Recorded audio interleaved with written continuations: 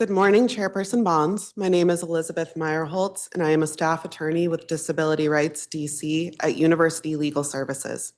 DRDC is the federally designated protection and advocacy program for the district. Among other programs, we advocate on behalf of the district residents with disabilities to promote their equal access to voting. For over 20 years, DRDC has surveyed the accessibility of the district's polling sites, provided recommendations to the Board of Elections, and issued comprehensive reports in effort to ensure full compliance with the Help America Vote Act and the Americans with Disabilities Act. DRDC uses a checklist to survey the district's vote centers and ballot drop boxes for both structural and operational accessibility. Structural inaccessibility refers to issues that BOE staff or poll workers cannot remedy, such as broken elevators or ramps that don't comply with ADA standards. Operational inaccessibility refers to issues at the vote center that could be remedied by BOE staff or poll workers, such as insufficient accessible parking, incorrect signage, or missing assistive equipment. DRDC surveyed 73 of the district's total 75 vote centers during the November 2024 general election. Our surveys showed that 9 of the 73 vote centers surveyed were structurally inaccessible, 40 vote centers were operationally inaccessible, and 5 vote centers were both structurally and operationally inaccessible. DRDC also surveyed 11 of the 12 available vote centers during the July 2025 special election. Though our report is not yet final, our preliminary results show that 3 of the 11 vote centers surveyed were in some way inaccessible. These results unfortunately demonstrate that the board is not meeting its legal obligations to ensure voting accessibility throughout the district.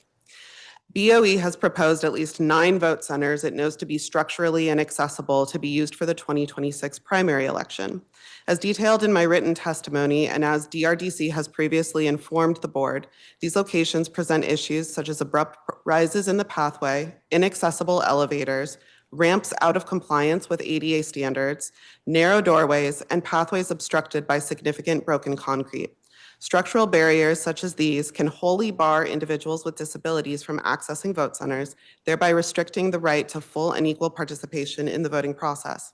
DRDC asks the council to ensure that BOE relocates these structurally inaccessible vote centers or works with other district agencies to ameliorate the accessibility barriers before the primary election. The most widespread issues DRDC routinely sees in our surveys are related to operational accessibility. Though BOE self-reported a significant increase in operational accessibility since implementing additional accessibility training ahead of the 2024 election cycle, DRDC's reports do not demonstrate such a significant improvement. For the 2024 general election, the board self-reported 73% of its polling places were operationally accessible, whereas DRDC's surveys demonstrated that only 45% were operationally accessible. DRDC applauds BOE for implementing additional training, but the board must do more to improve operational accessibility, including continuing to improve its training regimen for election workers, ensuring sufficient signage is available at each vote center, and conducting accessibility surveys well in advance of vote centers opening to the public so that any barriers may be corrected beforehand. Finally, DRDC wishes to express our thoughts regarding the implementation of ranked choice voting. We support the board's public commitment to conduct particular outreach to the district's disability community to raise awareness of the change of ranked choice voting. We urge the board to conduct ranked choice voting workshops at places where the disability community is historically isolated, including nursing facilities, assisted living facilities, and other institutions in the district that serve people with disabilities. DRDC routinely conducts outreach trainings at such institutions where we explain the voting rights of individuals with disabilities. At multiple separate events over the past month, we have asked dozens of nursing facility residents whether anyone is aware of the change of ranked choice voting and whether anyone has received any information from the Board of Elections about this change.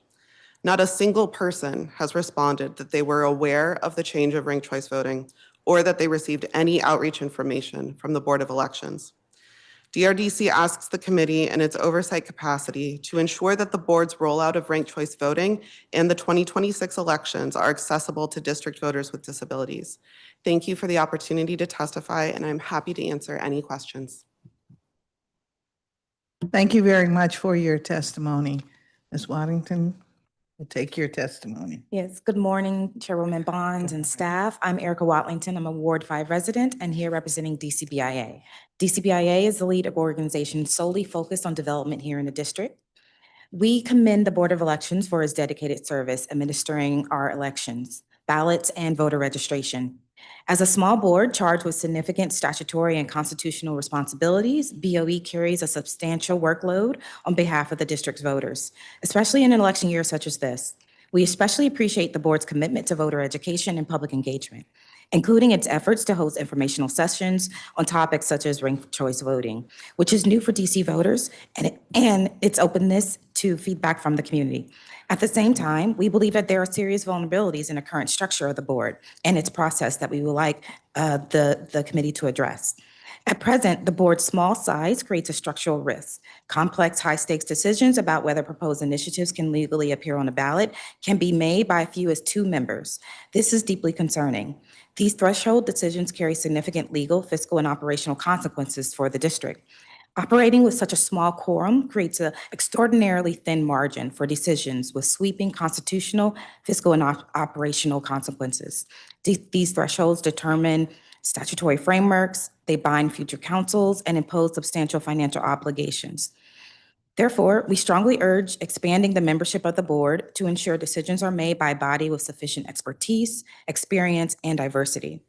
Beyond board composition, the initiative process itself contains profound structural weaknesses that invite manipulation and undermine the integrity of district governance. Proposed measures may be imposed with sweeping fiscal obligations that displace agency authority and override council judgment. Yet there is no meaningful mechanism requiring a comprehensive evaluation of both legal, operational, and budgetary impacts before these measures are advanced. Equally troubling, the current framework permits proponents to resubmit materially indistinguishable measures repeatedly, even after the board has rejected a prior version, even under the same name. That is not a procedural gap. That is an anomaly in our governance. No other decision-making body operates with those guardrails for reconsideration. Even under council rules and procedures, a motion to reconsider may only be made once, and if that motion fails, it cannot be renewed. Other examples include the BZA. They prohibit refiling based on the same facts for at least 1 year after a denial, or even OAH in those hearings which impose strict time-limited procedural avenues for reconsideration. The initiative process stands alone in allowing unrestricted and repeated bites at the apple. This erodes stability and drains administrative capacity. We most recently observed this dynamic with an initiative, the Housing Modernization Accessibility Act. That measure was amended and resubmitted each time a flaw serving as the basis for rejection was identified. Rather than accepting the board's subject matter determination or pursuing other legislative avenues that were before the refiling process, it was continuously refiled. So reform is necessary to restore principles of finality. And in addition, fiscal review timeline is structurally flawed and legally unsound. The board is effectively charged with determining whether a proposed initiative is proper and whether it would impact DC's budget before it even has requested or even received a fiscal impact statement from the CFO. The CFO is a sole independent official authorized to making a binding fiscal determination for DC. This sequencing of events requires the board to make that threshold determination about fiscal permissibility without the benefit of the only financial analysis available. So that current framework increases the likelihood of error, that invites avoidable litigation, and exposes DC to judicial reversal. It also deprives voters of reliable fiscal information at the earliest and most consequential stage of review. So there are 2 bills in your committee that we urge you to consider and move forward. First, Bill 2660, and also a bill that you authored, Bill 26436, the Filter Amendment Act. These key reforms included in the bill should move forward. They offer fiscal review at the outset. They require a single subject requirement, limiting initiatives to a single subject that prevents bundling of unrelated provisions, which can confuse voters and obscure the true effects of the measure. Clear initiatives allow voters to make informed decisions, which we support. It also reduces the never-ending attempts, the consensual bite at the apple. Restricting initiatives that are substantially similar to just recently rejected measures prevents voter fatigue, respects prior decisions, and ensures the ballot is reserved for new or materially different proposals. Additionally, we ask that the committee consider the enhanced review timelines as proposed in these measures. Extending timelines for the OAG and the DC Council's General Counsel gives them opportunity to have comprehensive legal reviews of these measures and increases that notice period, which we support. We also ask that these measures continue to protect agency and council budget authority, adding requirements that the board reject initiatives that eliminate or limit agency discretion over spending and the ability of the council and executive agencies to manage those priorities. So in closing, I would like to say reforms like Bill 2660 and Bill 26436, coupled with board expansion, are essential to ensuring that initiatives are lawful, they're transparent, and they're fiscally responsible. We urge the committee and the board to act promptly to implement these reforms. Clear, predictable, and accountable procedures are in the public's interest and essential to maintaining the integrity of the district's ballot initiative process, ensuring that residents are not misled or burdened by measures whose full impacts are unclear, while also ensuring that initiatives ultimately are approved that are legally sound. Thank you for the opportunity to testify. Happy to answer questions at this time. Thank you very much for your testimony. Ms. Rice, you're next. Thank you. Good morning, Chairperson Bonds. Thank you for convening this performance oversight hearing and for the opportunity to testify on the Board of Elections. My name is Lisa D.T. Rice, and I'm the CEO of Grow Democracy DC. I am a native Washingtonian, former ANC commissioner, Ward 7 resident, independent voter, and the proposer of Initiative 83, which the people of the district voted for overwhelmingly to establish ranked choice voting and semi-open primaries. As this committee knows, ranked choice voting was funded in this year's budget. I'm proud to say that more than 12 years after the first RCV bill was introduced before the council, this June, voters will finally have the opportunity to rank their ballots. This is a huge victory for voters and democracy. Though we know this is a critical way to enhance voter choice, we are aware it is a source of anxiety for some. Change can be scary, and nobody likes surprises on Election Day. It is important to everyone, including voters, Grow Democracy DC, and every member of this council, that RCV implementation goes smoothly. Every single vote is sacred, and as we echoed in our campaign name, we want every eligible voter's ballot to count. We've been so impressed with the hard work and dedication of the Board of Elections. Last year, Board of Elections Executive Director Monica Evans told this committee that the board is perennially underfunded, and yet, because they are dedicated public servants committed to the free and effective exercise of our democracy, they always make it work. I have seen this firsthand. Though the board takes partisan and political barbs from detractors from all corners, they have carried out their duties in the apolitical, nonpartisan manner demanded of them and have done so with grace. Even when I might disagree with them, I cannot question their professionalism or dedication to public service. In the past several months since RCV was fully funded, the board has worked diligently to upgrade systems, educate the public, and I heard your concerns, and we'll talk about that afterwards, and ensure that this election goes smoothly. We at Grow Democracy DC have been ready to answer any technical questions, and we were thrilled to see their educational website teaching voters how to rank candidates using popular musicians. Those relatable examples help to make the transition to RCV straightforward. The board has also set up a terminal in their headquarters where voters can try out the new voting system in person. And just last week, residents across the district, including me, received this really cool mailer. So very excited to see that. And we are seeing that the board is trying to ensure outreach to every single household and to educate them on RCV. Our Civic Education Fund's Rank the District project has been in the community for months, educating voters, amplifying the BOE's resources, and working to make sure everyone understands how to rank their ballot. The district is ready. I want to close with a note of caution. This year's budget was decided long before the at-large special election to fill Councilmember McDuffie's seat became necessary.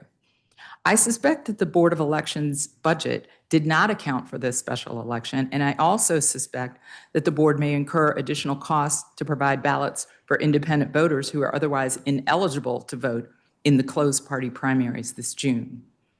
It is clear that if the council had funded the semi-open primaries portion of Initiative 83, which again, a supermajority of district voters supported, this year's budget would have already included ballots for all independent voters. The first semi-open primaries bill was introduced in council in 2014, the same day as the first RCV bill. These reforms are not new. They have been debated in the district for more than a decade, and voters have made their voices loud and clear. They want independents to be able to vote in primary elections. When it comes time to discuss the fiscal year 27 budget, my request is simple. Fully fund the board and the remainder of Initiative 83. District voters, election workers, and democracy deserve nothing less. Thank you so much for the opportunity to testify today. Thank you very much for your testimony. Thank you all for your testimony. As it relates to disability rights, we'll be examining with the board when they are before us what's new, in other words, how and what are the improvements planned for this coming election. So we'll be doing that. Thank you. Okay, that's what we'll be doing. Ms. Rice, I don't know how we can examine your plea, and that is to do the second part of the initiative with the board, but we'll have to examine that with the council, as you well know. So thank you very much for that. Ms. Waddington, thank you very much for buttressing some of the concerns that we at the council have found to be real issues with the public and how we fund initiatives. And I say fund them because ultimately, through the initiative process, once it's passed, there's a strong likelihood that we would want to fund it. But you're right, getting it on the ballot, and as Ms. Rice said, not having the resources, they bump up against each other frequently. And so I appreciate very much your testimony. Thank you very much. So thank you to this panel. Thank you.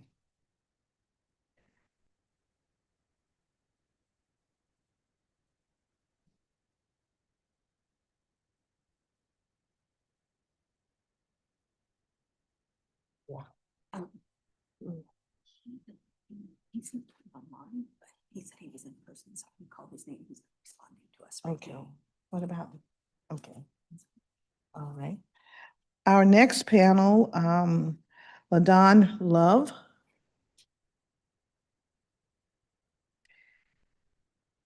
Brad Howard. Robert Warren. And again, I'll call for Dorothy Brazil in the event that Ms. Brazil is in the hallway and hears us. Okay.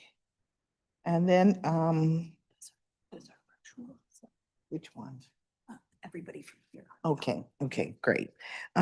David Maloff, Mr. Maloff, if you're here. Tiffany Montgomery. Brian Surge.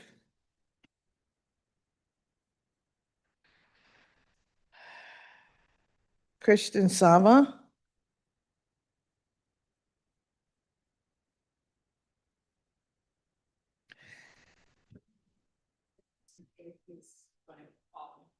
I'm sorry. Okay, well, thank you. Thank you. Promoted him. Okay, Everybody from here down. all right. Tiffany Montgomery. And I think we have Ms. Brazil. Ms. Brazil, would you take we've been looking for you. Oh, you're not testifying. Okay. All right. Thank you very much.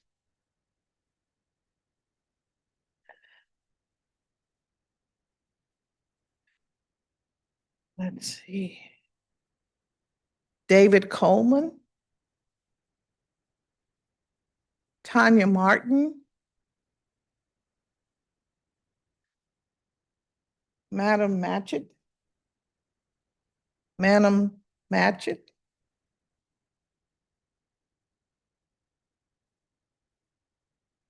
Dushaw Hockett.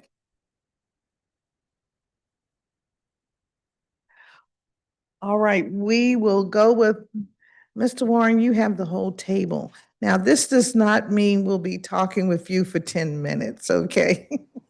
Nice to see you, friend. Thank you, Councilman Bonds. Good morning, Councilman Bonds, members of the committee. My name is Robert Warren. I'm a lifelong DC resident and one of the founding members of the organization People for Fairness Coalition.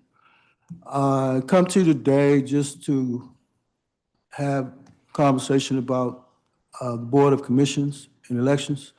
If you look at this issue of Street Sense Media newspaper, it talks about DC Poverty Commission. And my concern is what we call now, the President of the United States called his attack on DEI, diversity, equity, and inclusion, and the failure of the Board of Commissions and DC Council to properly seat commissioners. I've been told that, I know I myself personally, I've served with the NH Council on Homelessness a couple of times, and I went through the process of actually being sworn in by the mayor and having to go before Councilmember Mendelson to be confirmed through that process. Far as last year, far as I know that far as the DC Poverty Commission, I'm also an at-large member of the DC Poverty Commission, and that commission was not able to swear in the ward representatives, the 8 ward representatives to that commission, and neither were the lived experience representatives of the NAH Council on Homelessness also were not sworn in this past year either. And my feeling is that, you know, there's an attack on diversity, equity, and inclusion. I know the President of the United States said he has ended diversity, equity, and inclusion. And I don't know if that's, the District of Columbia is actually agreeing with that, you know, of people with lived experiences and people who are actually impoverished in the District of Columbia, being able to have a voice in the process and being able to,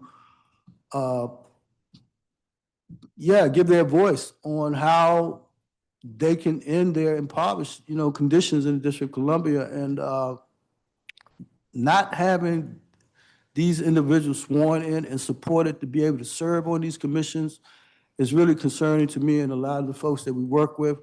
I'd really just like to acknowledge, you know, some of the foundations that's really just been helping to make sure that folks do have these voices and seats at the table, like the Greater Washington Foundation, the IF Foundation. I know they're working to actually establish the Commission on Reparations. And I've also heard that, you know, as far as the funding for establishing that commission is also under threat right now. And I'm hoping that, you know, that you, Mrs. Bonds, would definitely look into that funding and making sure that, you know, that Reparations Commission is actually seated. I would hope that we would make sure that the necessary resources to support impoverished these residents to be able to serve on the Poverty Commission, representing all 8 wards, would also the necessary just resources for people to be able to serve, you know, who are living in poverty. I think, know that, you know, it's not, serving on these commissions is not a paid position, but I think trying to have just stipends or something to incentivize community members to be able to be part of these commissions is something that's needed and appropriate. So yeah, I'm just really concerned about the first report that actually came out of the Poverty Commission. I hope that, DC Council is ready to review that so we can move forward as a city on, I know we're supposed to be able to cut poverty in half by 50% in 2026. I don't see that happening in no shape or form, especially with us saying that we don't have certain resources right now in our budget to be allocated to address some of the issues that was released in that report. So yeah, Mr. Councilman Barnes, I'd really like to thank you for all the work you've been doing. And, I can remember a time when you came over to our annual memorial service and vigil, and you sat in there and you talked with, community members for hours, and you were the only council member that ever done that. And, I just really like to thank you for that. And just, all the work you've done in the city, just supporting people. And yeah, just thank you so much. Well, you are quite welcome. And as it relates to the Poverty Commission, it is now officially in this committee. And so I'm looking forward to the opportunity to talk to each of the members and to talk about the organization of the commission. So there may be an opportunity for some changes, hopefully changes moving in the right direction because of recent events, situations in our nation. I would imagine that poverty is growing in the District of Columbia. When people lose their jobs without work and the ability to take care of their household, if they're lucky enough to have a household, it must be devastating now. And so hopefully this commission can look at that. And I know it's a tall order to say cut poverty by 50%. It's going to take some time for that. But I'm looking forward to talking to the members. Thank you very much. Thank you.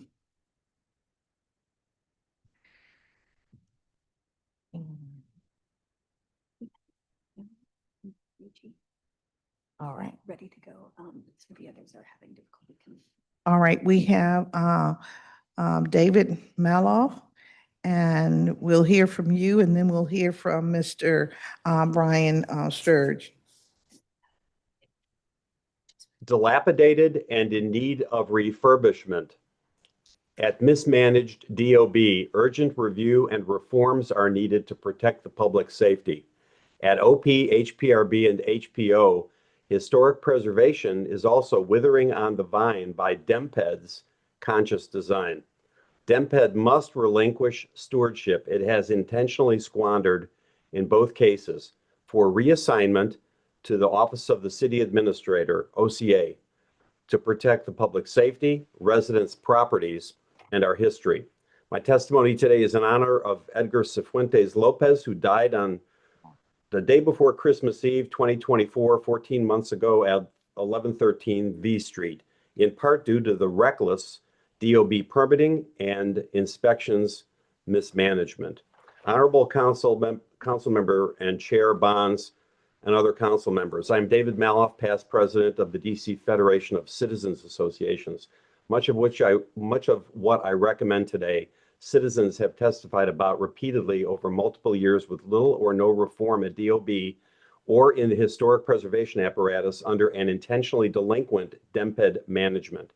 As but one example, for the last 3 years, I've repeatedly requested an arm's length internal review, inexpensive, of DOB's dangerous residential construction permitting and inspections, well before Mr. Cifuentes Lopez perished 14 months ago. Fresh action is the only answer to the management malaise at DOB and historic preservation. The DOB and historic preservation functions under DEMPED must be transferred this budget cycle at little or no incremental cost to the competent Office of the City Administrator. I asked the chair today to suggest to OCA that he sit down with DEMPED to quickly size a possible plan and budget to implement this soon after the fiscal year begins in October, and to present it at the next OCA budget oversight hearing you hold in about a month.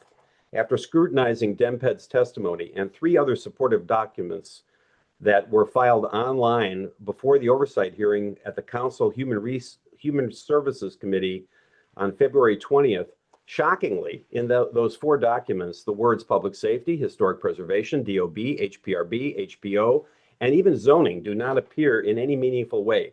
Did she utter any of these words as priorities while reading her opening statement that I read in writing? I don't believe so.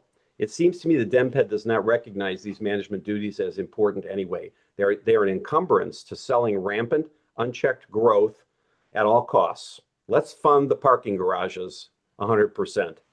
The senior DEMPED team may publicly protest these agencies being moved to OCA, but they will likely quietly say to themselves, good riddance anyway. For this committee, I again ask, reassign these departments. And in the meantime, I ask the council to support my call for that arm's length inexpensive review with the participation of the DC auditor who reports to the council. Former council member Patterson does a terrific job, and I think the DC auditor and your team ought to help out here with DEMPED and OCA. A budget needs to be put together, and that can be done easily. And I've got much more in my written testimony that I don't need to cover right now. But it is high time for the mayor, while her time in office wanes, and for the current and aspiring council and ANC leaders that remain, all jockeying for new jobs, that they together reform and refurbish the currently dilapidated DOB and historic preservation functions right now, not post-election months from now. Thank you. And as an aside, I appeared before you, ma'am, about a month ago on January 28th, and the head of MOLC, Mr. Adams, said he would get back to me on the record, and that has not happened yet in 30 days. So DOB is also silent for 4 months, but we don't need to get into that today. Thank you for your patience.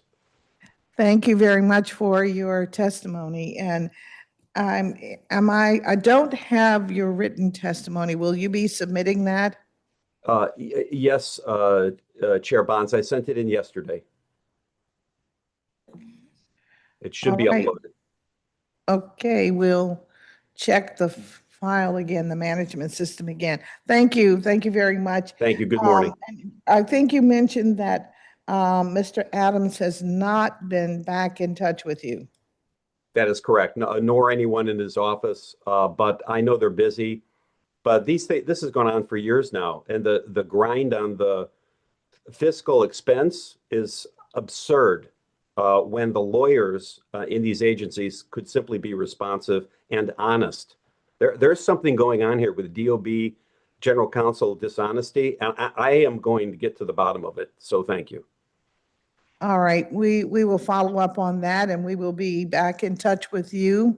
Hopefully, if not today, maybe we will be able to reach you tomorrow. Oh, ma'am, blessings. Okay. No rush on your part. But I did want to get the word out. Thank you. All right, thank you very much. I think our next, virtual witness, Brian Sturge. You're on, Mr. Sturge. Thank you. Good morning, Councilmember Bonds. Thank you for the opportunity to speak again in front of this committee at today's performance oversight hearing, specifically on what I guess is my favorite topic, the Board of Elections. Sorry I'm not able to be there in person today. I've got a flight to catch right after this, which hopefully takes off given all the fog. My name is Brian Strugge. I'm a Ward 8 resident, and I'm the chair of ANC 68F. I've probably interacted with the Board of Elections more than most over the past 2.5 years or so. Besides the obvious interactions when I've run for ANC, I was on the steering committee for Initiative 83, and I served as a watcher on that campaign, where I spent about a month at the Board of Elections, literally watching their staff look through the tens of thousands of signatures that we turned in. I've also submitted several challenges against candidate access petitions, which is another BOE process that I've observed many times now. I take a keen interest in elections and electoral processes, and I just want to say that everyone that I've worked with at the DC Board of Elections has impressed me by their professionalism, how they've provided full rationale when they need to make decisions, and their willingness to engage with me and all of my comments and questions. Just last year, I made a data request to the BOE for some Specific turnout data, I was looking for turnout data by party for a specific election. I was looking to get this data to inform some testimony that I plan to deliver, but I still felt a little bad making them scramble to dig all this stuff up. But they did. They got me exactly what I needed in an easily digestible format. And yeah, they did their job well. So if you're listening, BOE, I just want to say that I really appreciate everything that you do for DC. You guys often work nights, weekends, holidays, particularly over those challenge periods, and you all don't get enough credit for that.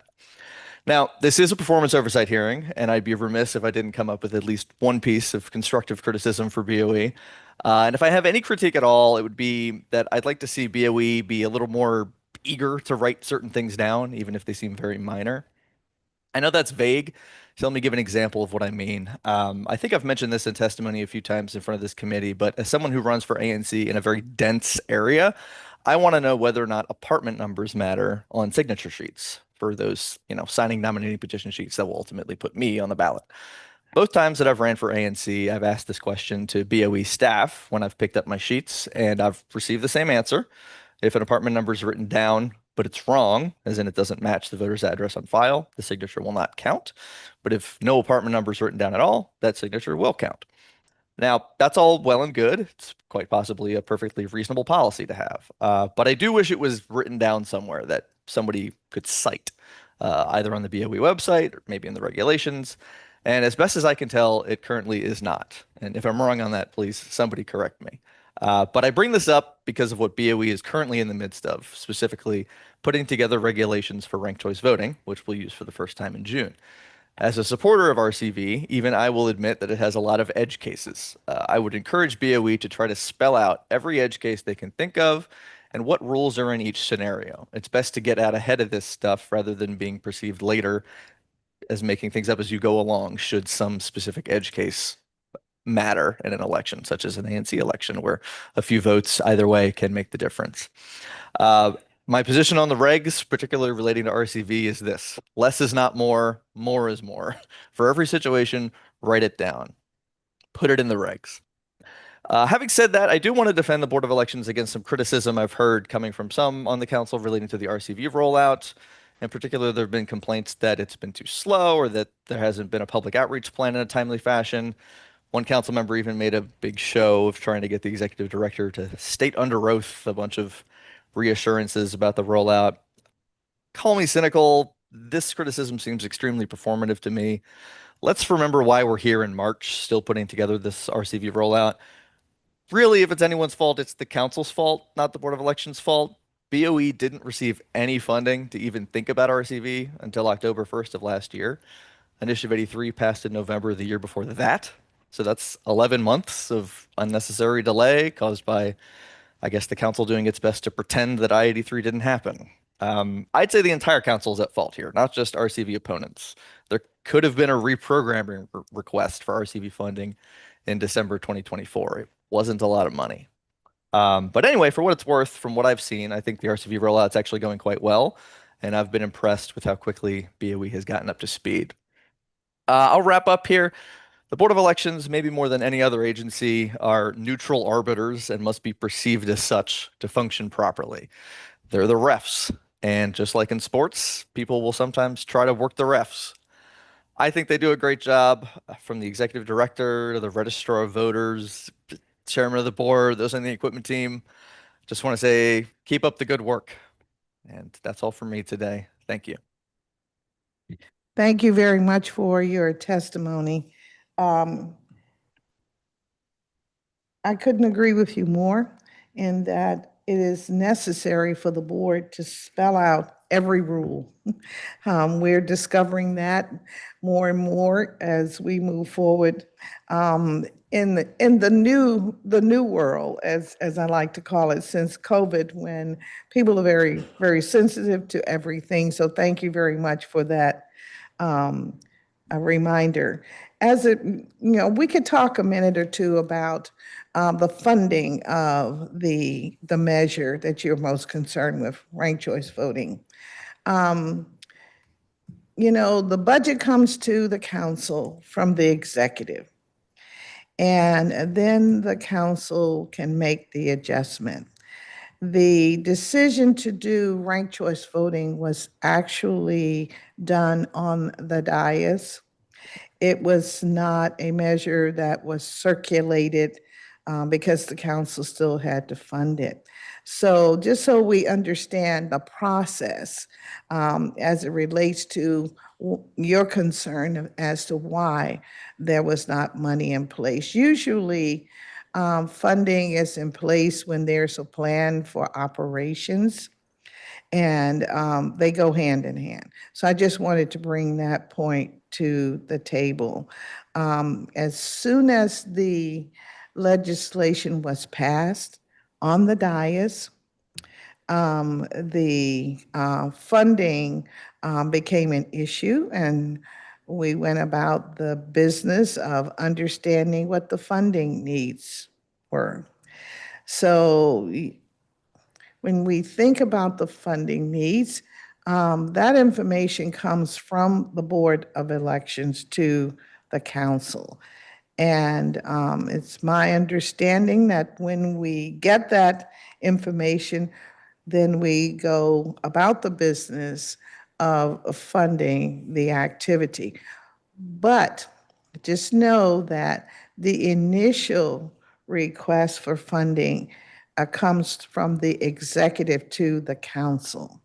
And when we pass a measure at the council, we are then at a point where we have to come up with the funding, if at all possible. And we have to come up with the funding based on the budget plan that we receive from the executive. So I just wanted to share that with you.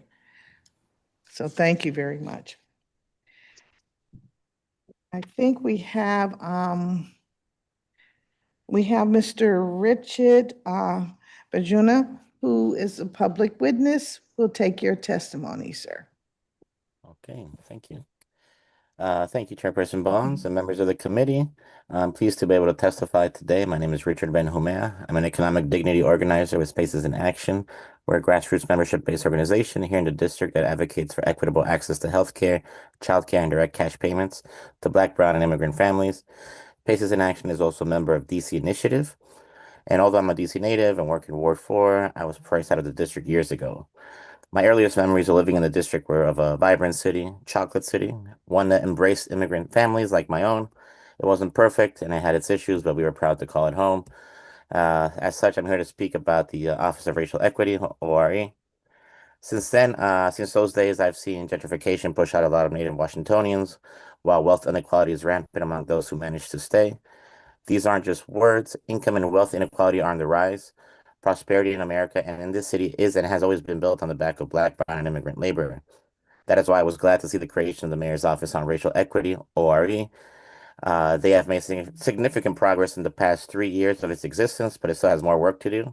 Because to me, racial equity is economic equity. Economic justice is racial justice. To start, the thread of defunding things like the Child Tax Credit, Pay Equity Fund, Medicaid, TANF, and so many other programs that mainly benefit Black, Brown, and immigrant families in DC is antithesis to the stated goal of the ORE. Simply put, it is economic racism. I don't know what else to call it, especially when the city chooses to give breaks to the wealthy, not to the poor, and refuses to tax wealth in the city in order to pay for these programs. At a time when Congress is meddling in our local affairs and the federal government sees fit to violate our constitutional right to due process and disappear people on a fascist whim, at a time when families can't even count on whether or not they will see their family members at the end of the day, we need to let them know that they can at least count on the mayor and the council to do the right thing. Individuals who are beholden to the people that they are elected to represent. They have to find a way to fund these programs and all the programs that DC's families depend on to not only survive but thrive in the city. Only then will we make the city truly racially equitable. So we acknowledge that this is a unique and challenging political moment to work on racial equity in DC, and yet again, we have a budget being balanced on the backs of the working class, but these are not numbers on a spreadsheet. They are real people with real lives, sometimes making real life and death economic decisions. These programs make a difference in the lives of children, of parents, and caregivers of all kinds, and all those who keep this city and country running. They matter. So let's act like it and find a way to do what's right by them. So I urge the council to give ORE the support and oversight necessary to deliver real results, one that is fully staffed and funded so it can continue its important work that it's doing. Thank you. Thank you very much for your testimony, sir. Uh, all of these? Okay. We have Brad Howard, ANC Commissioner.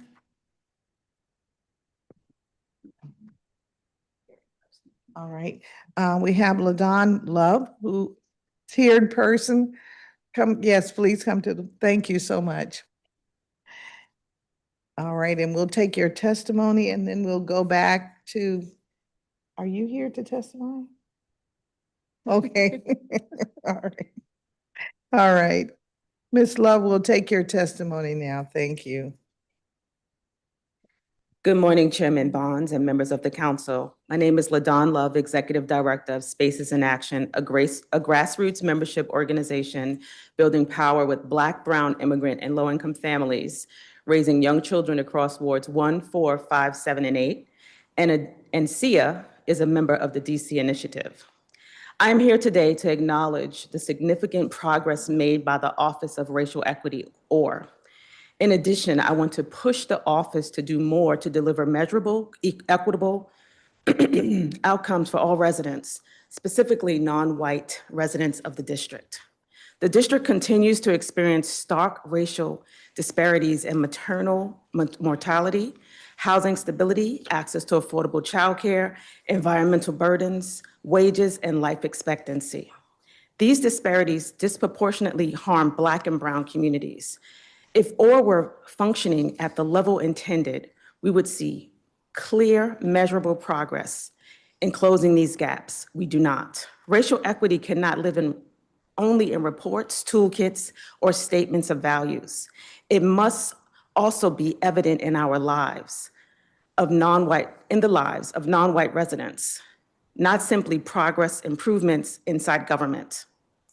For the families we organize, racial equity would mean a childcare system that is affordable and accessible in every ward, healthcare access without racial bias or immigration-based fear, housing policies that prevent displacement and close the racial wealth gap, environmental protections that reduce asthma and toxic exposure in historically overburdened neighborhoods, economic policies that create wealth-building opportunities, not just low-wage survival. And every public hearing hosted by the DC Council would provide language access and interpretation so all residents can reflect can express their reflections and suggestions.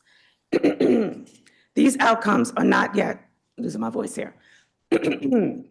These outcomes are not yet materializing at scale. The district cannot claim leadership on racial equity while disparities remain unchanged. Intentions are not outcomes. Frameworks are not justice. And progress is not progress. Process is not progress. Non-white residents deserve measurable changes in their day-to-day lives. Even if these changes are short-term outcomes, they help lay a foundation for long-term work. I urge the council to give OR the support and oversight necessary to deliver real results. I encourage the council to ensure OR is fully staffed and funded so it can continue the important work it's doing. Racial equity must be something residents can feel in their daily lives, in their paychecks, their health, their housing stability, and their children's opportunities. Again, I am LaDon Love, and thank you for this opportunity to testify. Thank you very much for your testimony. In thinking about your testimony, you mentioned that, or your perspective is that it must be felt, results must be felt in the families, the individuals. And government tends to operate by producing programs, processes. You mentioned childcare as one point. Can you help me understand what your thoughts are about the programs that government puts in place based on the information received from community and whether or not these programs really answer some of the concerns that you have? I think it's all, I also noted that there are things that are happening, but they need to be at a higher scale. So one example would be that people can ask for interpretation when they come to a hearing, but often it's not available. We know that when people go into different offices to get social services, they cannot always get someone to help them in their language. And sometimes materials are only in English, and there are many other languages that are spoken in the district. So those are some examples. The other one would be something that would take a bigger effort and coordination between hospitals and medical professionals and the district, whereas we talk about the infant mortality rate and then also toxins that are in communities. That's a good example. So lead pipes, can we get more of the lead pipes taken out of the communities that are ignored? There are more affluent neighborhoods where the lead pipes have been taken out, but when you go into more low-income communities, that is not the case. So what I'm saying is, how can we make sure that non-white residents, non-white communities, folks that are usually disenfranchised are getting some of the services that they need? And then the other piece is the bias. So can it be a better way for people to talk about some of the biases that they're experiencing, and those things can be addressed so that people are treated with dignity? Thank you. Thank you very, very Thank you much as well. for your comments. We also have online Deshaw Hockett. We'll take your testimony, and that will be followed by Madam Matchett. We see you? All right. Thank you. Mr. Hockett, please proceed. So good morning. Good morning, Chairperson Bonds and members of the committee. My name is Deshaw Hockett. I serve as co-facilitator for the DC Initiative on Racial Equity. The DC Initiative is a coalition of some 30+ organizations dedicated to creating a district where every resident can thrive, regardless of racial identity or zip code.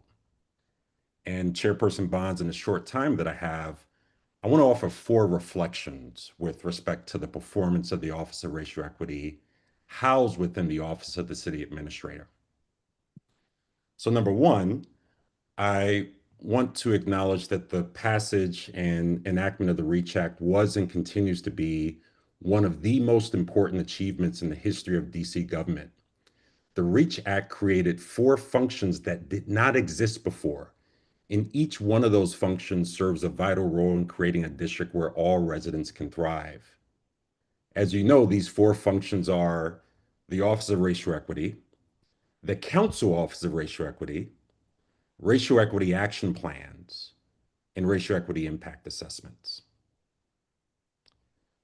Number 2, since its creation, ORE has made significant progress in a number of key areas, and I just want to lift up some of these areas. So number 1, community listening sessions that engaged over 600 residents, building a competent and committed staff team, training hundreds of DC employees in the language and practice of racial equity, and supporting some 22 agencies in developing department-specific racial equity action plans. But as my colleagues and fellow coalition members have already noted, even with these important achievements, there are 2 things that must happen if the REACH Act and the Office of Racial Equity are to truly be meaningful to DC residents. And I just want to spend some time talking about each one of these. So number 1, to date, many of the Office of Racial Equity's activities have been primarily internal facing and focused on process and the needs of DC agencies and staff. And I want to underscore, Chairperson Bonds, that these foundation laying activities, they are important. However, in order for the Office of Racial Equity to truly feel real in the day-to-day lives of DC residents, it must also focus on goals and outcomes that everyday residents can see, feel, and touch, and outcomes that can be realized in the immediate and short term, not just 3 to 5 years down the line. And if you're asking Chairperson Bonds, well, how do we do that? One concrete way that the Office of Racial Equity can do this is by implementing Goal 2, 1.4 of the current Racial Equity Action Plan. Number 2, the second thing that must happen in order for the work of ORE to be real is that in order for ORE to continue to focus on both the internal and external facing work, and our belief is that that work must happen simultaneously. The office needs to be able to do the internal facing work focused on agencies and the external facing work focused on communities. And it has to be able to do that simultaneously. But to do that, it's important that the office be fully staffed and fully funded. And in closing, Chairperson Bonds, the author Heather McGhee, she often refers to racial equity work as forever work. She argues that this isn't work that can be reduced to a 1 or 2 or 3 year plan. And the DC initiative agrees with this. And so this is indeed forever work. And we're happy to be on this journey with you and other members of the council. So thank you for receiving my testimony. Thank you very much for your testimony. I believe you mentioned that we need to look at Goal 2 of 1.4 of the action plan. Am I correct? That is correct, ma'am. Okay, I recorded it right. I'm going to check on that. Thank you very much for that. Thank you. testimony. Thank you. And now, Ms. Matchett, we will hear your testimony. Thank you. Thank you. Good morning, Chairperson Bond and members of the committee. My name is Manon Matchett. I'm a 25-year-plus resident of the Great Ward 8. Thank you for the opportunity to testify. I'm here today to talk about the Office on Racial Equity. It is a pleasure and honor to applaud the efforts of the Office of Racial Equity and the progress made on the Racial Equity Action Plan. I must first acknowledge that the ORE team is doing thoughtful and important work. This team is amazing. They are intelligent, dedicated, and executing with intentionality and grace in a uniquely challenging political moment. However, as a longtime DC resident living east of the Anacostia River, I must also be honest. I do not yet feel the impact of this work in my daily life or in my community. It has not reached my street. Much of the progress so far appears internal to government processes. What residents like me are waiting to see are concrete outcomes that improve our lived experiences. We must move from process to outcomes. Racial equity cannot remain an internal framework. It must translate into visible changes in neighborhoods like mine: Hillsdale, Berry Farms, Anacostia, Congress Heights, Washington Highlands, just to name a few. For me, racial equity in DC is not abstract. It means my zip code does not determine my life expectancy. Right now, in 2026, residents east of the Anacostia River live on average 12 to 15 years less than our neighbors west of the river. That is not just a data point or statistic. It is a moral call to action. Racial equity means having access to quality grocery stores and healthy food options. It means a fully functioning, well-resourced Cedar Hill Regional Medical Center. It means community schools support the dreams and actions of our very talented and amazing young people. It means residents being able to safely and happily age in place in the communities we help build and sustain, enjoying where we live, our neighborhoods, ensuring economic mobility pipelines with robust commercial, retail, and entertainment options. To achieve this, the Office of Racial Equity must have the staffing and funding necessary to move beyond planning into measurable outcomes for residents. I am deeply concerned that coming budget challenges could undermine this critical work before ORE can truly move the needle. The council also has a powerful tool at its disposal: the Council's Office of Racial Equity and its Racial Equity Impact Assessments. These assessments evaluate whether proposed legislation will help or harm equity in the district.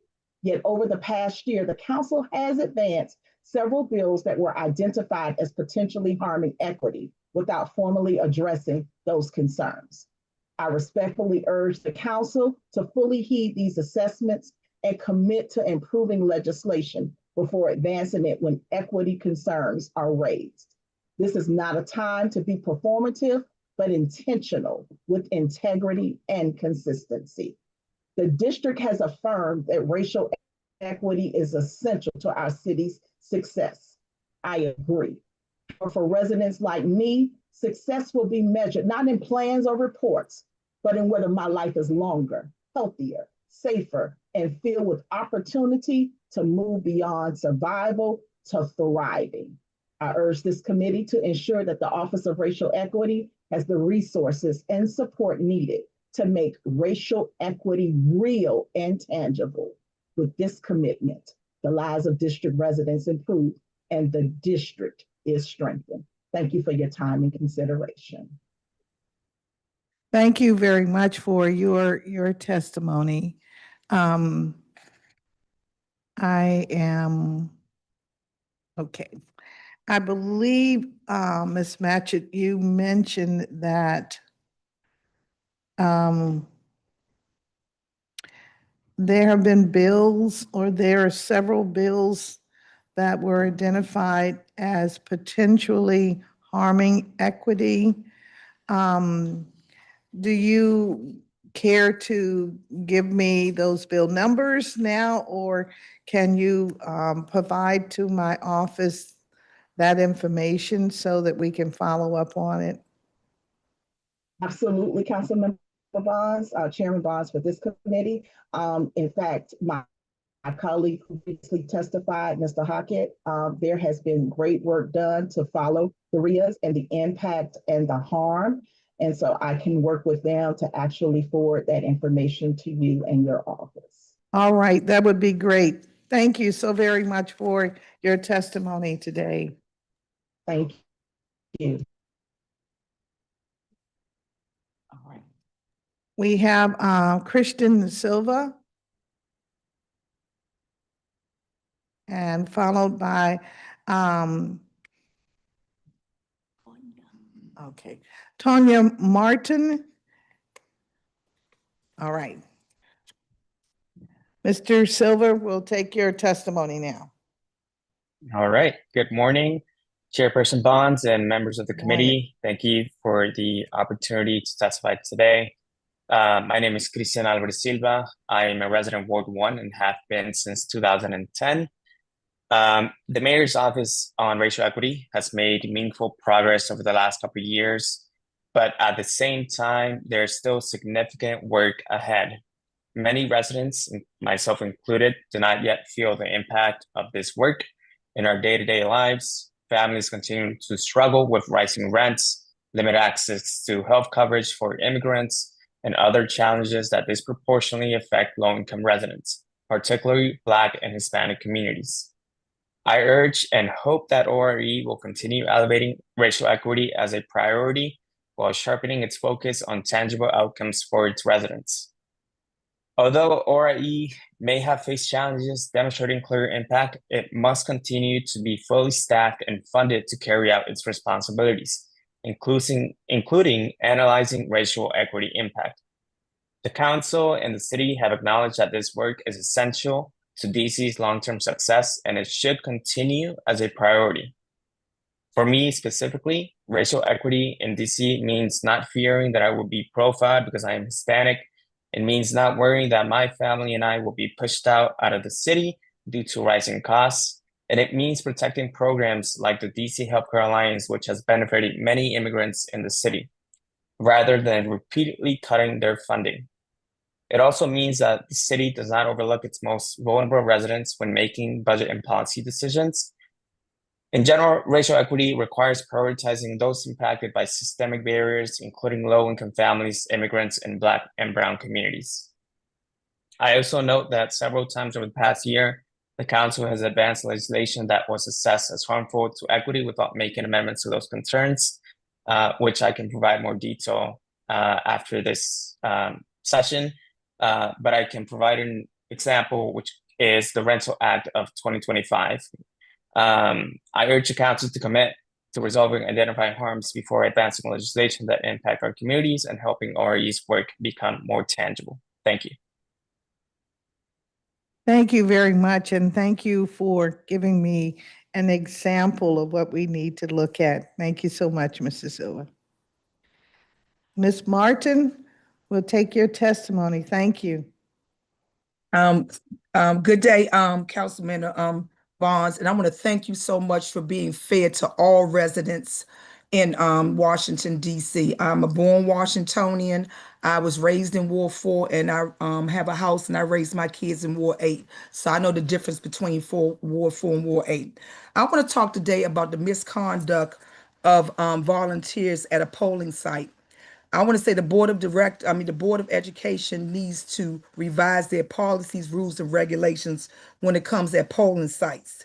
There are no rules and regulations to curtail the conduct of volunteers for candidates. There should be a code of ethics and conduct signed by each volunteer. These individuals should be instructed on how to conduct themselves while serving or representing a candidate. There should be consequences when a volunteer conducts inappropriate behavior at any forums, polling sites, telephone trees, or whatever. In June 4th of 2024, I was verbally abused and disrespected at a polling site at Emory Heights in reference to Councilmember Louis George's volunteers. They called me names and everything, and then someone called, I guess when I said something back to their volunteers, someone called her. Her posse came and tried to intimidate me, but they didn't realize they could not do that and said that person misspoke. I filed something with the Board of Elections. They did nothing. I guess that's called politics.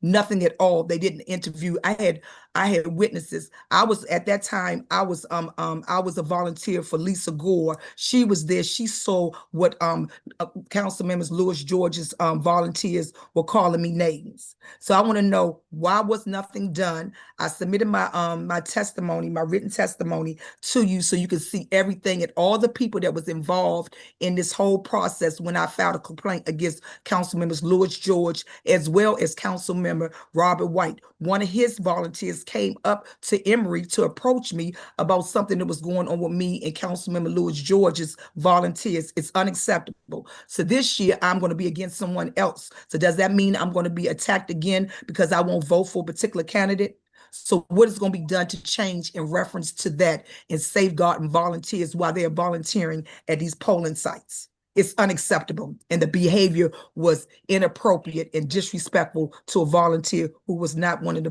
who did not want and was not a representation of that individual, which was Councilmember Louis George, Janice Louis George. Thank you. Thank you very much for your testimony, and we will have the opportunity to talk to the board about the instructions they give to their workers. But unfortunately, the activities that happen at a polling site between candidates and candidate supporters is not really the domain of the board. Well, whose domain? Because when I called, they told me to call the Board of Election and complain against that. Yeah. So someone needs to tell me, because first of all, our tents were too close. You don't put two candidates tents right next to each other. You know it's going to be some conviction. It's going to be some type of tension. Yes, I think. And then it was, and then also too, it was no poll. Then they come telling me from that office to go inside. How would I supposed to go inside? I'm outside, you know, volunteering. So that's unacceptable. You know, the Board of Elections does have security at each polling site. They didn't have it that day when they was out there calling me all types of names, and Lisa Gordon was out there looking and seeing them call me all out my name. So it was nobody out there. Ms. Martin, I think you're touching on an area that I've heard about for years and actually seen and of course witnessed some of it. as a campaign worker myself. So I know what you're speaking of. What I'm hearing is that these situations can escalate and get out of control. And we don't want that. And as a community, it's time for us to look more closely at it and come up with some resolutions. There's, good common behavior that is expected of those who are working in close proximity and working on towards different goals, I'll say. And so we need to look at that at the council level, and I commit to doing that immediately. Well, thank you so much. Someone needs to, because we're going to be it's going to be tension coming up soon, and we won't want the same experience that I experienced at the next for this upcoming election. So thank you so much. And they need to take in that consideration, because it could have got worse. And so if we're going to be doing that, then they need to have more police or more people patrolling. I guess it's called a precinct captain need to be outside too, making sure that everybody's safe while we're there trying to support our candidate. Thank you. Yes, no, I hear you loud and clear. And I would imagine, given that there are currently, I think, 198 candidates. Just think of that volume. Not all of them will ultimately qualify, but they could. They could all meet the petition requirement, as an example. If that were the case, just think of how crowded these polling sites might be on election day. So I hear you loud and clear. And we need some common sense proposals for how we might manage ourselves in that space, and then just generally neighbor to neighbor. So I hear. Well, I'm going to say, well, maybe if they have more, what it is that everybody wants to be outside. So I'm saying is that maybe they need to have, they paying them. So I'm not seeing the problem that they need to maybe have some outside of the polling sites just to make sure everything is calm and in decent and in order. All right. And if not a police officer, because it gets really crazy, and it could have been resulted in, because when you're coming up and you're approaching somebody, especially a candidate, it could have got really, it could have went enough different way. I can tell you that. All right. Well, we appreciate you letting us know right now that this is a matter that we really need to get on top of. Thank you. Thank you. Have a great day. You too. All right. We don't have David Coleman. No. All right. All right. Our next public witness, Tiffany Montgomery, and I think that will complete our list of public witnesses. Ms. Montgomery. Hi, good morning. Can you hear me? Yes, we can. Thank you so much for the opportunity to testify this morning. My name is Tiffany Montgomery, and for the past few years, I've been assisting United States Congress as a whistleblower in the matter of systemic corruption in the DC government. I understand that the Department of Justice filed a lawsuit. Ms. Montgomery, we can't. Yes. See you. Can we see you?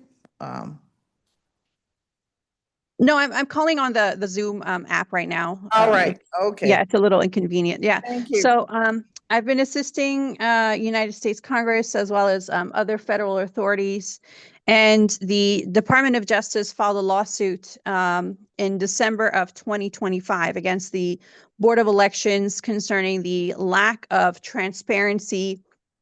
And I understand that the Board of Elections refused to cooperate with the Department of Justice.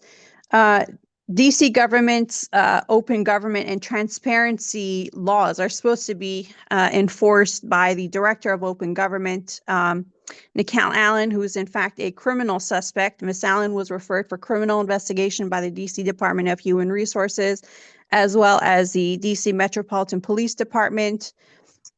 I understand that a United States Senator, John Kennedy, filed a legislation in order to abolish an agency known as the Judicial Nomination Commission after it was discovered that criminal suspect Nikhil Allen attempted to become a judge at the DC Superior Court. And it was also discovered fairly recently that a member of the Judicial Nomination Commission improperly applied to become a candidate for mayor in this election. So she applied, or she picked up the ballot.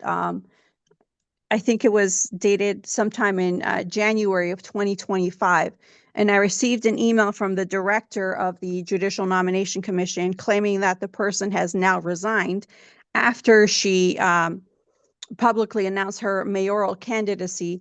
But I understand that Chairman James Comer's legal staff are also looking into the situation, and Chairman Comer has also voted to abolish the Judicial Nomination Commission once it was discovered that criminal suspect Nikhil Allen had applied to become a judge repeatedly at the Judicial Nomination Commission. And I think that council should reinforce the importance of sharing information, the DC government sharing information with the public. The public has a right to be informed, and that's our legal right as private citizens. Thank you for the opportunity to testify this morning. Thank you very much for your testimony, Ms. Montgomery. Thank you. All right, we will now move to our government witnesses. Okay, great. And we'll start with Monica Evans, the Executive Director of the Board of Elections, and her team.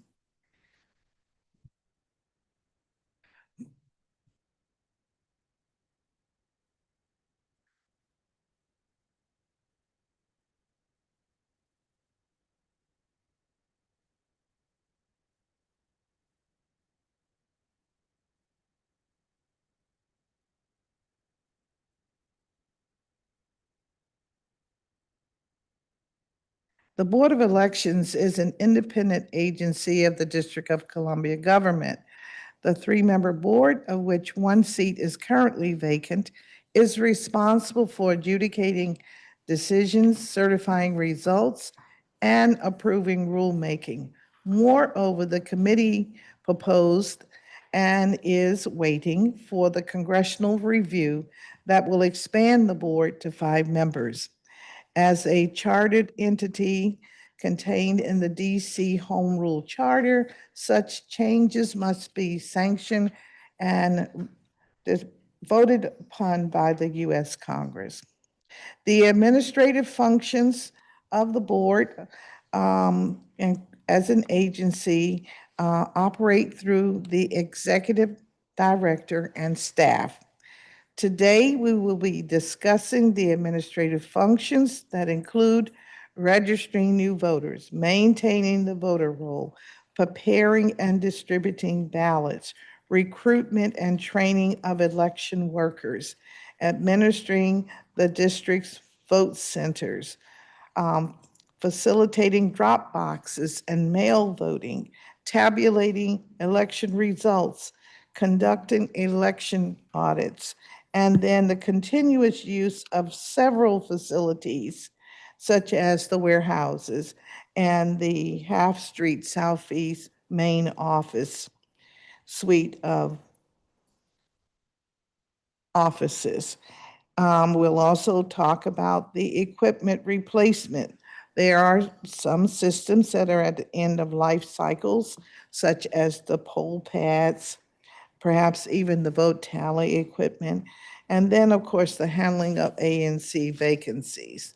The board is responsible for conducting public outreach on elections and educating the public on how they may cast a ballot.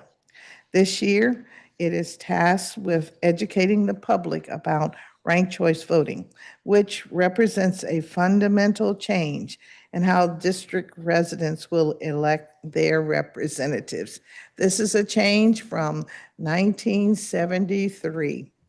So this is what I consider a big deal. We will talk about their efforts to implement ranked choice voting and other preparations for the 2026 primary and general election. We'll also be discussing the administration of the 2024 November election, which of course occurred during fiscal year for 2025. We will now hear from the government witnesses for the Board of Elections, and I will swear you in. Raise your right hand.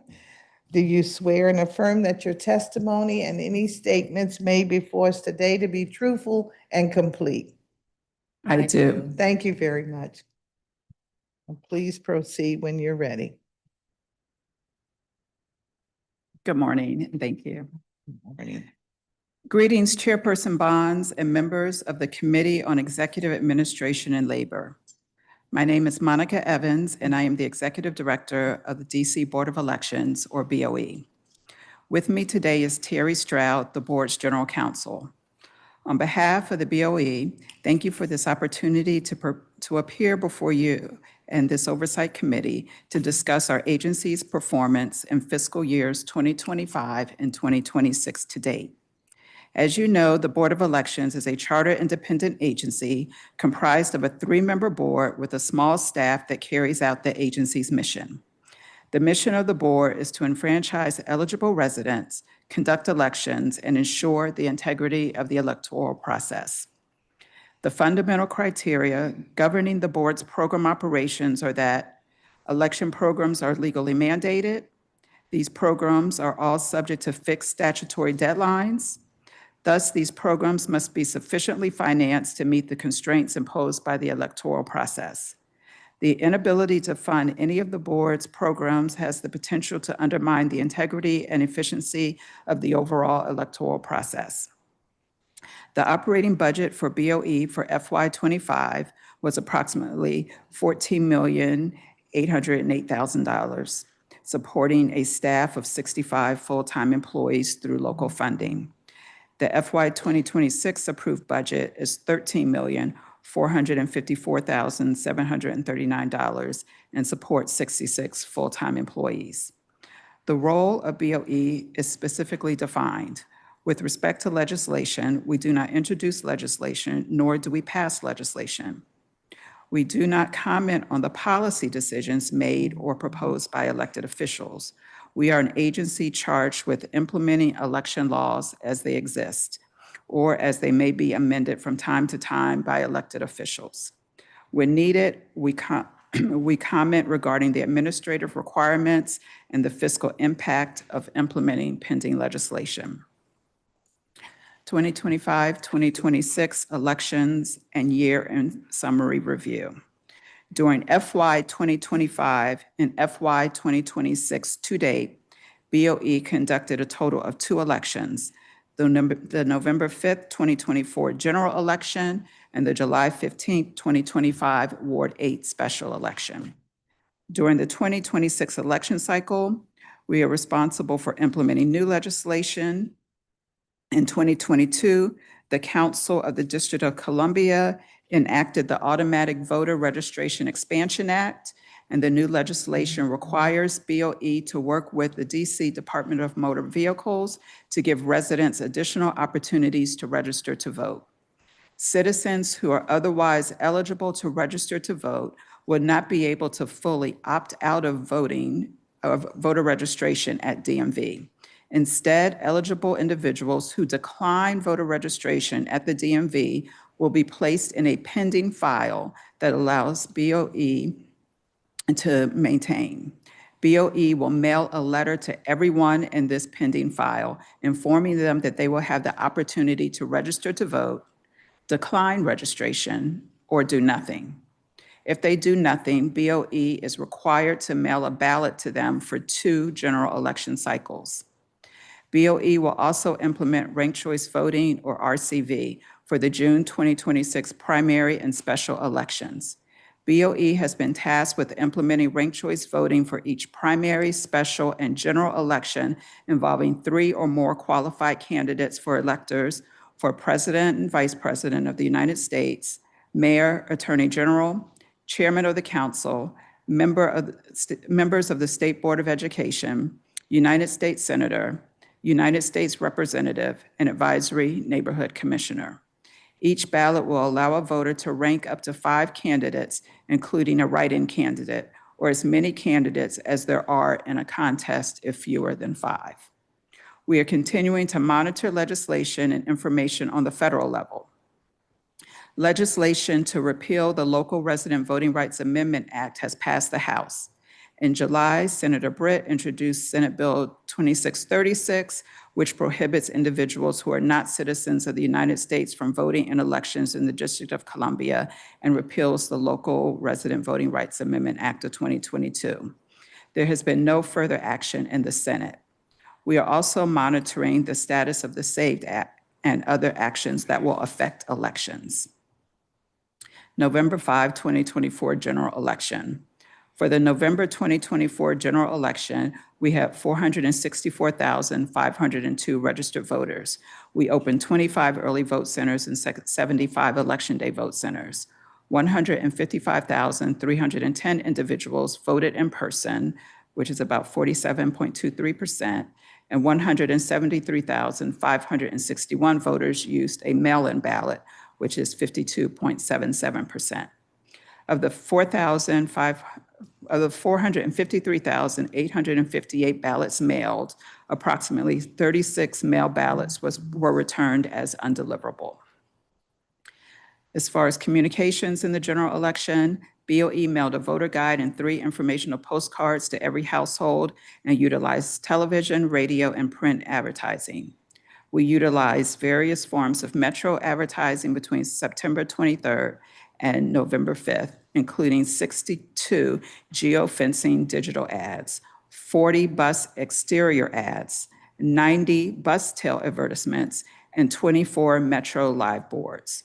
We also distributed yard signs and palm cards. We ran 40 print ads in collaboration with 5 different print newspapers: Washington Informer, Hill Rag East of the River newspapers, El Tiempo, Latino newspaper, Washington Blade newspaper, and the Georgetown Informer, or the Georgetown newspaper, rather. Additionally, we increased our media presence by running 614 television ads across local news, 24/7 news, and other cable channels during high watch volume shows and entertainment programming, running 13 online ads with Washington City Paper, creating 30-second advertisements in both English and Spanish, and airing 97 radio spots and digital advertisements on WPGC, WTOP, and WPRS. Initiative 83, Ranked Choice Voting in Open Primary Elections to Independent Voters Act of 2024, was approved by voters in the November general election.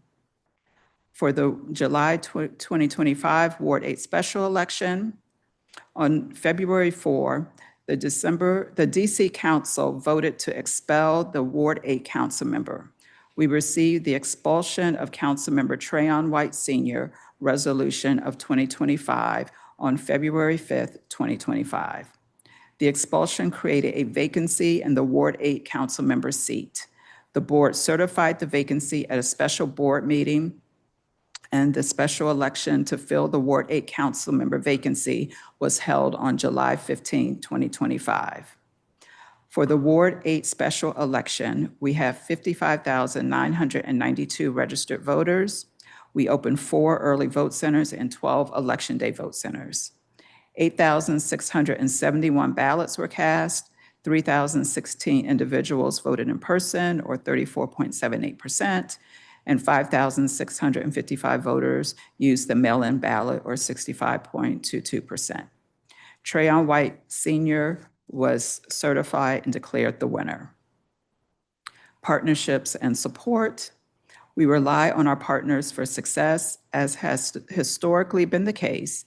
BOE received support from the Department of General Services, or DGS, the Office of Disability Rights, the Department of Public Works, the local and federal departments of Homeland Security, the Department of Transportation, the Office of Contracting and Procurement, the Office of Chief Technology Officer, Metropolitan Police Department, DC Parks and Recreation, DC Public Schools, the Department of Motor Vehicles, and other government agencies. We continue to remain grateful to these agencies for their years of ongoing support of elections operations.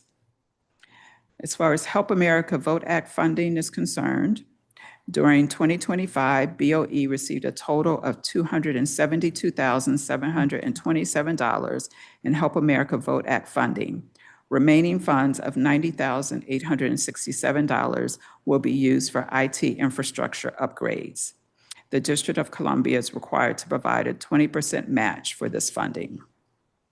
Technology enhancements. In our 2025 budget, we received one-time funding for equipment upgrades. We used $321,875 in local funds to purchase replacement no-ink poll pad equipment. We had to replace our poll pads because the previous versions had reached end of life cycle. Therefore, they were no longer able to receive any updated software upgrades. We used Help America Vote Act funding to purchase replacement DS300 scanner equipment. This equipment is used at vote centers to deposit voted ballots. Due to software upgrades to our Express Vote touchscreen equipment, we had to ensure the scanners were compatible. BOE is still in need of replacement ES&S Express Vote equipment. Our current equipment is over 10 years old. The updated software is faster than the equipment. During the 2024 general election cycle, we experienced delays when voters use these touchscreen devices. When RCV is implemented, we will see further delays because voting takes much longer due to the process of ranking candidates in each contest. Students, incarcerated, and returning citizens. BOE continues to work with schools to ensure students are registered to vote. As it pertains to schools, a letter is sent to the principal at the beginning of each year that explains our outreach efforts. BOE has also established a relationship at the administrative level with the DCPS Director of Social Studies. This helps to ensure the approach for communicating voter registration information to DCPS students is performed in a consistent manner. We continue to establish and cultivate relationships with community partners in support of returning and incarcerated citizens. Some of the highlights that have occurred with this effort include working with the Department of Corrections to conduct education and registration drives, establishing a partnership with the Office of Human Rights to educate incarcerated citizens of their rights upon release, working with Court Services and Offender Supervision Community Agency to present at their quarterly video conference, creating informational posters that articulated the rights of incarcerated and returning citizens, which were posted in the DC jail and electronically provided to the Federal Bureau of Prisons. Continuing to work with the Mayor's Office of Returning Affairs, which assisted with some BOP outreach efforts. National Voter Registration Act agencies. BOE is providing increased assistance to the district's voter registration agencies, or VRAs, as they strive to achieve greater compliance with the federal and district laws that require them to offer voter registration services as part of their core functions. We have developed an NVRA manual and training video that outlines the VRA's obligations under the NVRA and related district law. This manual serves as the basis for training sessions for VRA. We currently mail letters to all VRAs requesting that they provide us with agency coordinators. Based on the responses, we schedule annual training for all staff that assist with NVRA compliance. 2026 primary election preparation. The 2026 fiscal year began with preparations for the 2026 election cycle. The primary election would be held on June 16, 2026. We plan to open 25 vote centers for early voting, and 75 vote centers will be open for primary election day.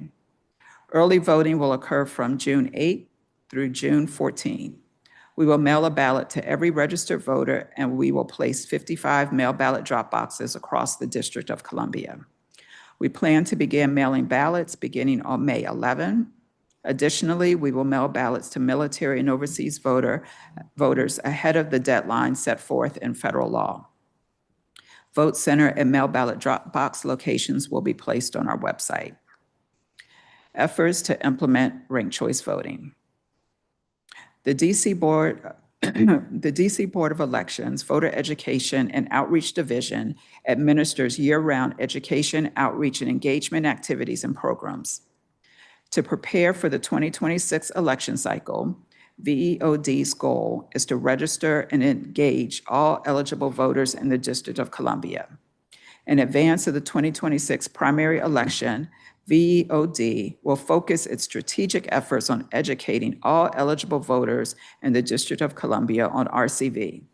The goal is to educate and build voter confidence to ensure a smooth transition. BOE outreach efforts will include a palm card, postcards, a voter guide, online training tools, sample ballots, and a dedicated information lab at BOE headquarters. Mail ballots will also include information about RCV. We will attend ANC and civic association meetings. We will visit schools, senior facilities, libraries, the Department of Corrections, and rehabilitation centers. We will staff outreach events and conduct town hall meetings. We will have in-person and virtual engagements with DC residents. The Ranked Choice Voting Resource Center is assisting us with implementation. BOE will focus our strategic efforts on all DC residents. The target audience consists of registered voters, pre-registered voters, and prospective new voters. Special emphasis will be placed on the following populations: communities with low voter registration, first-time and young voters, high school students, seniors, voters with disabilities, displaced and homeless citizens, voters with limited English proficiency, and faith-based communities. The BOE website has information dedicated to RCV, including mock ballots and frequently asked questions. We are taking mock ballots and voting equipment into communities. We have also made informational materials available to our community partners. We just launched an RCV app that will allow users to vote and experience tabulation. Education will not end ahead of in-person voting. We will also be prepared to provide educational materials at vote centers. Our current vendors have experience in RCV.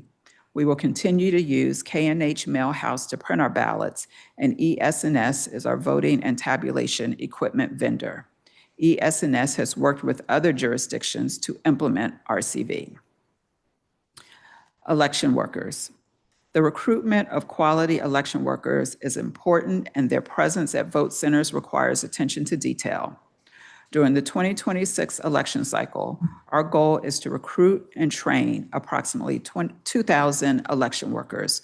We will deploy approximately 1,700 election workers to serve at vote centers. Election worker training will begin on March 17. We are offering training classes for registration clerks, ballot clerks, voter assistance clerks, site coordinators, and area reps.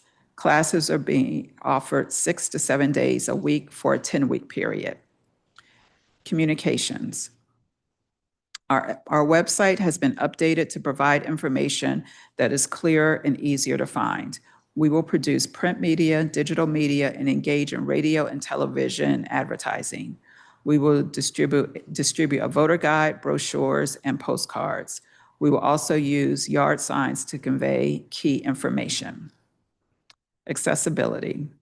We will conduct accessibility surveys of prospective vote centers for the 2026 election cycle. Once again, we are partnering with DGS to ensure that vote centers are structurally accessible. We will work with our partners such as Disability Rights DC at University Legal Services and the Office of Disability Rights to remediate barriers to accessibility that were identified during previous elections. Additional temporary ramps with handrails will be installed at certain vote center locations, and alternative entrances are being identified. Some mail ballot drop boxes are also being adjusted to enhance accessibility. We will also ensure that election workers are aware of the Americans with Disabilities Act or ADA guidelines and are trained to address any issues that arise promptly and effectively. The board will make OmniBallot an accessible remote ballot delivery platform available for the district's voters with disabilities and to military and overseas voters. This platform will include electronic ballot return functionality. In order to effectively promote the availability of OmniBallot, the board will collaborate with various district government agencies, disability advocacy organizations, community organizations, and other stakeholders. We are dedicated to enhancing our messaging strategy by incorporating feedback from stakeholders with the ultimate aim of ensuring that voters are not only informed about the availability of OmniBallot, but also equipped with the knowledge to make the most of its features. Voter registration rolls and list maintenance. We encourage voters to review and update their voter registration information regularly. We conduct a canvass after every general election that allows us to move voters from an active to an inactive status and make other necessary adjustments to the voter registry. Our data team continues to focus on keeping voter registration records accurate and up to date by conducting essential tasks such as identifying registrants who have moved, whether in-state or out-of-state, verifying deceased individuals, addressing duplicate records, and identifying ineligible voters and inactive voters. We conducted a biannual mail canvass to confirm the residential addresses of voters who were eligible but did not participate in the 2024 presidential election. This involved mailing a first-class, non-forwardable canvas postcard to the mailing addresses listed in our records. As a result of our efforts, we were able to remove 55,058 inactive voters from our voter roll. Conclusion. As always, it is BOE's goal to provide competent and professional service to residents in the District of Columbia. BOE has and will continue to seize every opportunity to review, modify, and adjust processes and procedures wherever possible so that techniques can be improved with each successive election. Each recent election cycle has also required BOE to update systems and procedures to implement new legislation. The Board of Elections consists of a small but dedicated staff, all of whom work extremely hard to meet the challenges that each election cycle brings. They take seriously the responsibility of delivering election services and elections with integrity. Thank you, and we're available for questions. Thank you very much for your testimony. I want to, if we can, let's start with the 2024 election. And my colleague will be returning, so he'll have an opportunity to speak with you also.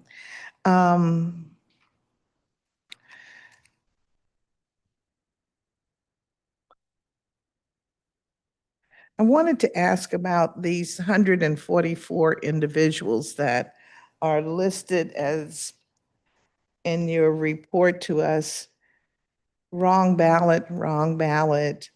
I think there's been perhaps one petition fraud, several wrong ballot, double vote. If you could just highlight for us what wrong ballot means, since that seems to be the majority of the categories. Yes. Okay. I was just going to say, I'm going to turn that over to our Officer General Counsel, and she leads that effort. All right. Yes. Could you direct me to that page that you're looking at, just so I can turn to it as well? 110, 111. Yep. Okay, in the instances where it says wrong ballot, these were individuals who received a ballot that was not addressed to them. They mistakenly signed their name, not taking the time to read carefully that that ballot was not addressed to them. And so that's what was occurring in that instance. Thank you very much. That helps to sort of clear the air. When you think wrong ballot, you're wondering, I immediately wonder, does that mean that you might have gotten the wrong A and C ballot or something like that? No, no, that's not what happened Okay. there. But we are, in designing the ballots for this election cycle, we are exploring adding language on the back of the ballot that will indicate that the voter should not open the ballot if it is not addressed to them, and to check a box, put it back in the mail so that it can be sent back to us. So that's what we're doing to try to address that issue that we're seeing, just voters moving too fast. And thank you. Yeah. That helps to sort of clean our voter list too. Thank you. Great. So we don't have to do a piece of legislation on that. You don't have to worry about that. Okay. Of those persons, you indicated that 464,000 people voted in that November election, a little less than half in person and more by mail. Of the in-person voting, how many of those voted early, maybe, or do you keep that kind of information? That would be your early vote centers. We do keep that information, and if you right. just give me a moment, I can give you that breakdown.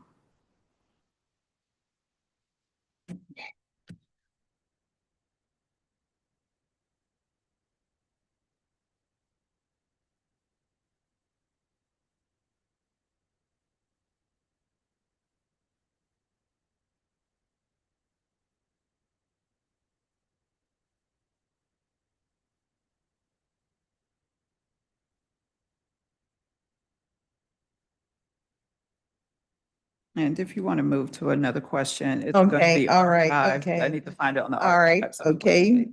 Based on the numbers of voters that turned out in the 2024 election, what is the plan for the length of time for vote centers? Some of the vote centers were more either accessible or more interesting to the community. You had a tremendous turnout.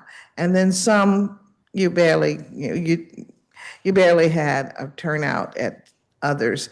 So do you take that into consideration after each election We to do. plan how you manage the others? Or is there a thought that some of the very active vote locations may need to be open later?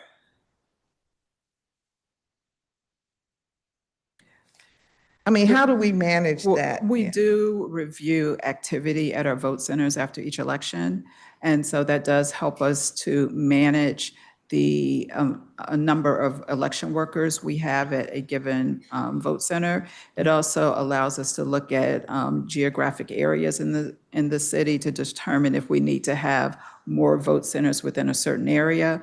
We also have measures that will adjust the amount of equipment we deploy to a vote center that will facilitate more in-person voting. So we absolutely begin that process actually the day after an election. We have meetings with all of our on-site vendors the day after the election. We go through all of the trends we observed, what went right, what went wrong. And so during that, what is traditionally an off-election year, we will evaluate that information. All right. And so in reviewing the trends, a place like Columbia Heights, which was the highest turnout in person location, would that indicate that you would have more workers there at that location? That is absolutely a possibility. And we don't just look at the number of voters, but we observe whether or not there were lines. Sometimes there are a high number of Yes. voters, but they're coming at different times, but sometimes people wait until election day, and so that's when you have the majority of the voters. So we're also looking at the cadence of when voters typically vote at those locations. And So when would we, at the council, have some indication as to any adjustments that you're planning? Would it be when you publish your vote centers? Is that the that's the earliest we first- would know? Yes, that's the I first see. indication, unless someone reaches out to us directly. I see. And going back to your other question, and this information is available on our website, for our 2024 general election cycle, for early voting, we had 72,914 voters. And then that is broken down by each day of early voting. Yeah. So that information is available. Yes, and I would imagine a lot of our residents follow the tabulation, follow the indication as to what turnout is occurring and where it's occurring. Yes. Thank you. Talking about the Ward 8 special election, you had about 15% voter turnout. In comparison, when we had the Ward 2 special election, which occurred in 2020, there was about 22%. Is this the average turnout we should expect in these neighborhoods? Or are you anticipating a greater turnout citywide, or maybe less of a turnout, given that we have a new voting process? Just trying to understand what we may need. Understood. And we can get you exact numbers on the average number of voters who have turned out historically in special elections. But again, these are factors we do look at when we try to adjust our voter education and outreach plans. Are we getting information out? How are we getting information out? And it also gives us an opportunity to engage with residents in the district to see what is most effective. Of course, when you have a ward special election versus a citywide special election, there are different factors to consider. Yes. And so, but we absolutely take all of that under advisement. But there's no perfect vote plan, but we always do make adjustments based on lessons learned to try to right size an election based on the most current information we have. And so in the event we have a special election beyond the 2026 election cycle, we will of course look at the 2026 special election, look at the voter turnout there, see what trends we're noticing, what things need to be adjusted. And we're always keenly interested on the effectiveness of our communications plan. And so we're always making tweaks to that to better inform voters who are eligible in each of the given special elections. Thank you for that. I guess there's no secret that I am concerned about turnout, particularly with this election, it being a new way to vote. And that's predicated on some of the comments that I received from individuals like, oh, this sounds complicated, Councilwoman, Anita, I don't know about this. So I'm asking these questions today to try to understand how we can get the word out in as friendly mannerism so that people are comfortable knowing that, yes, indeed, you can continue to vote. If you're already an active voter, continue to be an active voter. We will unlikely have 198 candidates on the ballot as a starter. But in the event that we do, we have a methodology that can accommodate whatever the volume of candidates that we have. and the methodology in place for tabulating whatever your choices are. So I just want you to know that. But it's trying. And I can assure you that we share your concerns. That is why we're taking the implementation very seriously. And we are rolling out a very aggressive voter education and outreach plan that is being tweaked almost daily as we go out into communities. We get feedback. We're launching different ways to engage people. We're partnering with community organizations. We are asking organizations and residents about their experiences and getting suggestions about ways we can engage with the public and facilities, just to ensure that we are casting a wide net as far as our education efforts. So I do want to let you know that it is a very serious, and for some, they do see it as a daunting lead in to the 2026 primary and special elections, but we are absolutely committed to doing what we can to make sure voters are ready. Can you kind of walk us through your approach and how you are working with communities with low voter registration? Help us understand that, and then talk to us about first-time young voters. Absolutely. So when we look at voting trends and we get information from our community partners, we try to focus our efforts accordingly. And so when we have special populations, we will increase the number of in-person engagements to those communities. We will make sure that we're trying to have as much one-on-one and in-person engagement and not rely on informational materials that are sent in the mail or informational materials that may be posted in the community. We, as we talk to people, we urge them to also talk to their neighbors and ask them to reach out to us.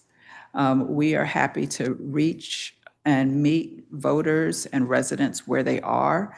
And so if it means becoming a little more creative in our ways of reaching residents, we're absolutely willing to do that. I had someone come into my office on Friday unexpectedly, and we were talking about ranked choice voting, and he expressed some concerns. I said, let's go down to the lab now. We went down and we were able to go through the voting equipment and the ballots. And so, you know, we don't take it lightly that it may just be one voter. If we have the opportunity to educate someone and make them feel more comfortable with the process, we're doing that. And not just with our voter education and outreach team, but other members of our staff. I personally am going out multiple times a week during the day and in evenings with events. Members from our Office of General Counsel have engaged and are engaging in events as well. And so we're really trying to gather more than just our voter education and outreach staff to assist us with these efforts. And we find that every time we go into one of these communities, we receive requests as a response to do more. And we have been receiving feedback that they are very helpful. I too have been to events where before I began the presentation, one person had heard about RCV. By the time I left, they said, thank you, we really feel comfortable, and we urge you to come back when we can get more of our neighbors here. So we are also relying on word of mouth to assist with our efforts, but we are absolutely trying to cast a very wide net. And we are being creative with our methods. And one of the things I mentioned for those who are a little more tech savvy, we just launched an RCV app on our website. And you can actually go to our website, and the contest is ice cream flavors. And you can go and select your ice cream flavor. And then after you select your flavor, you can actually look at the preliminary results and actually see the results change round by round until a winner is declared, to help explain that process. So we're continuing to develop additional information. Last week, I provided the voiceover and footage for a video. And we want to make that video available on our website, and we will use that video in our outreach efforts as well. So we know that we have to reach people in a number of different ways. Some are more comfortable with reading materials, some are more comfortable with an in-person presentation. Some can look at that presentation online and feel more comfortable with, but we do recognize that people learn differently. And so we're trying to meet people where they are. Yes, I'm particularly sensitive to those that will not be online, and how do we really reach them? So thank you for that. You mentioned you pre-registered voters. These are just the general public that lives in the district, I'm assuming. At the age of 16, students Okay, can pre-register that's to what you vote mean. in the district. So it's the age group, okay. And then you mentioned the voter lab or your informational lab. Tell us what that really looks like and how you access it in person, obviously. Absolutely.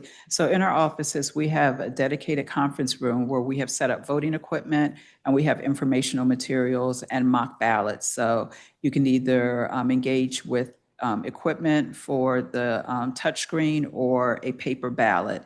And we have informational materials, and someone will escort you through the process of either voting using the touchscreen or the paper ballot. And then we're also prepared to answer questions. The lab was open during candidate pickup, and we invited candidates to come down so that they could experience the RCV process for themselves. We are anticipating a more aggressive rollout and education about the lab. We wanted to give it a little time for us to see what was working well and what wasn't, and types of questions that people were offering, so that it would be a smooth engagement with the lab. And so in the coming weeks, you will see more advertising on social media. But when people come to visit our office, whether it's registering to vote or turn in petitions, we're inviting people to go down and spend time in the lab, and a staff person will walk them through that process of engaging either paper ballot or touchscreen ballot. And so when you go to the lab, can it accommodate more than one individual at a time, or? Yes, it can. We have a small conference room table in there. We have informational materials, and we have 3 touchscreen machines in there, and then multiple ballots. All right, thank you very much for that. My colleague is back on the dais. And I have 275 questions, so I don't think he has quite that number. So let's give him a round of 10 minutes. Thank you, Chairperson Bonds. And it's good to see you again, Director. Ranked choice voting education is important for young people, and I know you and Chairperson Bond spoke about that, but also for our seniors who will need to get used to this new voting system. What have been some of the biggest challenges that your team has identified for seniors in adapting to ranked choice voting? I think one of the things is for us to alleviate fears that it's something that is very daunting. The more we are engaging with seniors, the more they are understanding that it is not as daunting as they initially thought. And so also making informational materials very clear. We're finding that with our senior population, in-person events are definitely the best way to engage and communicate, and walking them through the ballot, actually walking them through a ranked choice ballot and allowing them to practice with our mock ballots has proven to be very effective. And so we're going to do more of that. We know that there are a number of senior facilities. And so in addition to doing more ward-wide events where we're engaging seniors, we're also making an effort to visit individual senior centers in the month of March. I personally, outside of the work of what our voter education and outreach team is doing, I personally am going to 4 senior centers myself. and engaging them. And we're taking voting equipment and informational materials to those centers so that they will have an opportunity to engage directly with the process. And I anticipate up until Election Day in the primary, there's going to be folks that have never heard of ranked choice voting. They don't know what's going on. Can you speak to the Board of Elections plan to help voters on the ground? They walk in to vote and now they're being informed there's a new voting process. Absolutely appreciate the question. And we have realized early on that no matter how much we do, even if we send a mail ballot to each registered voter in DC, people will absolutely show up to a vote center either during early voting or Election Day. They will look at the ballot and they will say, what is this? And so in those instances, we are providing special training to our site coordinators at each vote center. We also will have staff members posted at our busier vote centers, and we will have informational materials. Some things that we're thinking about having on site, having a poll pad that will actually have the app and the video. So for voters who want to kind of sit down and review those things at the vote center, they will have an opportunity to do that, but we will have informational materials there. But knowing that that will be our reality, we are making plans, and we're actually working with the Center for Civic Design. They have done a lot of work with preparing vote centers for day of when it comes to RCV.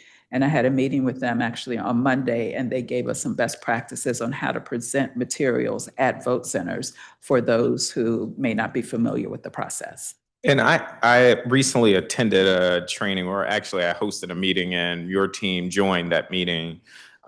Two quick follow-ups there. One, I asked if someone is using a computer platform and they make an error, will Board of Elections personnel say, hey, you need to go back because you skipped too many sequences? You can't skip more than 2 voting rounds, as I understand it. And I was informed the team will not inform voters that they've made a mistake, nor will the computer say, hey, you can't submit because you have a mistake. So if you could speak to that. And then also, the Board of Elections teams gave a part of their presentation showed 3 different ways of marking a ranked choice ballot incorrectly. And one of the ways was what I'm alluding to, that you skip 2 voting rounds. So you vote in round 1, you skip 2, you skip 3, and you vote in round 4. That round gets thrown out, as I understand it. I think a point to stress is that that does not disqualify your entire ballot, however, and that was not made clear in that presentation. So I raised that as I think that is something for the team to clarify for folk, that even if that vote for, let's say, mayor gets thrown out because you skip 2 rounds, you could still vote for others and those votes will count. Yes, that is correct. And just to get clarity on the first question you asked about our team advising voters. Are you speaking during our education, or are you talking about? I'm speaking on Election Day or early voting. Okay. You have a senior or anybody who's voting in person. It would be great if the computer would not allow them to submit a ballot in error, but it sounds like the computer will allow voters to submit it in error and thereby disqualifying their vote. And my question at the training was, hey, will the Board of Elections personnel say you can't skip 2 rounds or any other rule? Right. And it doesn't seem like that's in place. Yes. Well, one, as a result of the Help America Vote Act, each voter is required to have the ability to vote privately and independently. So we're not looking at that specific ballot for that voter. If I'm there, I'm sorry. So what will happen is if you're using the touchscreen, for instance, and you try to vote for the same, like if you, it shows up in rounds. And so the first round where I see the first column, it will not allow me to select 2 people for column 1, which would be my first vote. Okay, so now this is different. So that's good. but it will allow you to select multiple candidates or the same candidate for multiple rounds. And thereby disqualifying that vote for that election. After the first round, it would be made inactive. And is there any way to adjust the technology that we are not allowing people to make mistakes where we know their vote will not count? One of the things that we're very careful about, and first of all, you'll see results on our website, and you traditionally have and will, about undervotes and overvotes. And in some instances, people make political statements with their ballots. We have had ballots submitted where every single oval on the ballot is circled in. And we've had ballots submitted where no candidate whatsoever is selected. And a voter may submit an absolutely blank ballot because they're not invested in any of the candidates necessarily, but they want to make sure they receive voting history And I hear voting that. in that context. Is there a possibility, and I'm sorry to jump in, I'm just mindful of the clock. Is there a possibility to have a warning sign to say, you can vote this way, but warning, your vote for this race will not count if you skip these 2 rounds, or if you vote for Councilmember Bonds for every round, for instance? When you're voting on the screen, it does give you an overview before you actually cast that vote. So you have an opportunity to review. On the paper ballot, there are instructions. And so we will have some instructions on the touch screen about what will Not impact- instructions, a warning to say, your vote for this round or this election is not going to be counted because we have identified X error. We can look into that. One of the problems is we want to provide equal access to all voters. And there's not going to be a similar wording when you get that mail ballot. That's fair. I think it would be important, if it is at all possible, because I would love to be able to send seniors in person if I knew that guardrail was going to be in place, or not just seniors, anybody that would need a little extra support. I hear what you're saying, that we want to allow people to make whatever expression they want to make. At the same time, if we know we're disqualifying people's votes, I think we should at least alert them. So if they are not aware, they have an option to make a change or a choice. I don't know if that's possible, but I think that would be pretty important. In my last minute, if I could squeeze in one more question. In response to pre-hearing question 80, the Board of Election notes that the U.S. Postal Service rule that just took effect on December 24th of 2025, under this rule, mail must be postmarked for the day it is processed at a postal facility rather than the date USPS first takes possession of it. The fact is that the USPS rule means that mail-in ballots will only be marked when processed rather than when they are dropped off in the mailbox. That makes sense. And your team kind of made that clear at that training. How is the Board of Elections making sure that residents understand that this rule could have a drastic effect on mail-in ballots and the timelines? In other words, I could drop off my mail-in ballot a day before Election Day, and let's say that mail is not picked up for 2-3 days, God forbid, and now because it's processed after the election, it wouldn't be counted. How is the Board of Elections making sure, in addition to ranked choice voting and all the other things, that residents are really clear about those postmark deadlines? Okay. So one, I actually met with one of our district U.S. Postal Service representatives. And one of the things that she said she was committed to was actually holding a town hall in DC to help better explain the rules of the U.S. Postal Service. And one of the things that she explained, that a lot of what has been articulated lately is not new, but there were organizations and entities that made certain assumptions about when mail would be postmarked that never came from USPS. And so their attempt was to clarify some of the information and assumptions that were made by other entities. One of the suggestions that was given If you're unsure about your ballot being postmarked on the day that you want to deliver it, you can always go inside of a U.S. Postal Service facility and have that ballot hand canceled.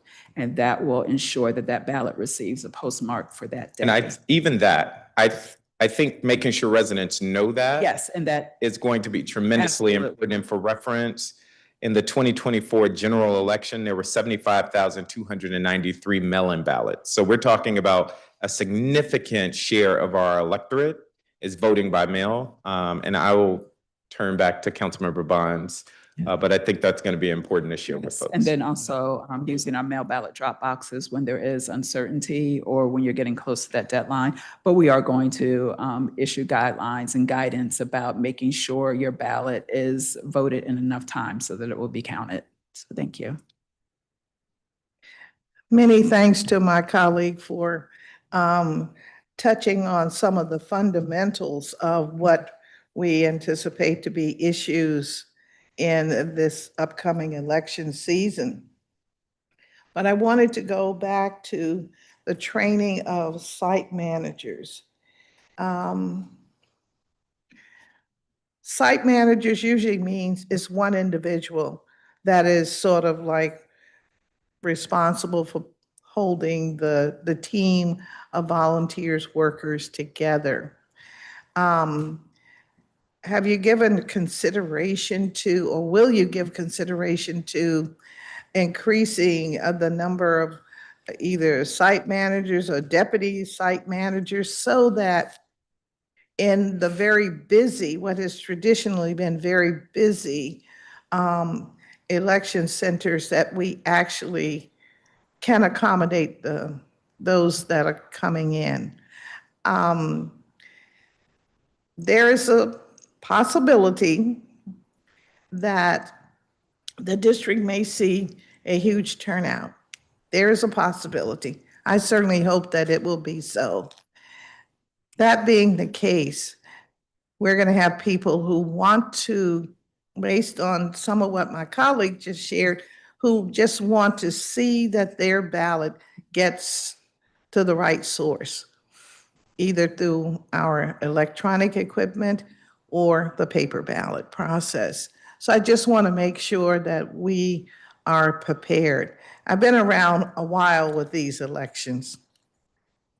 And there were times when we would have to go and get an injunction on election day.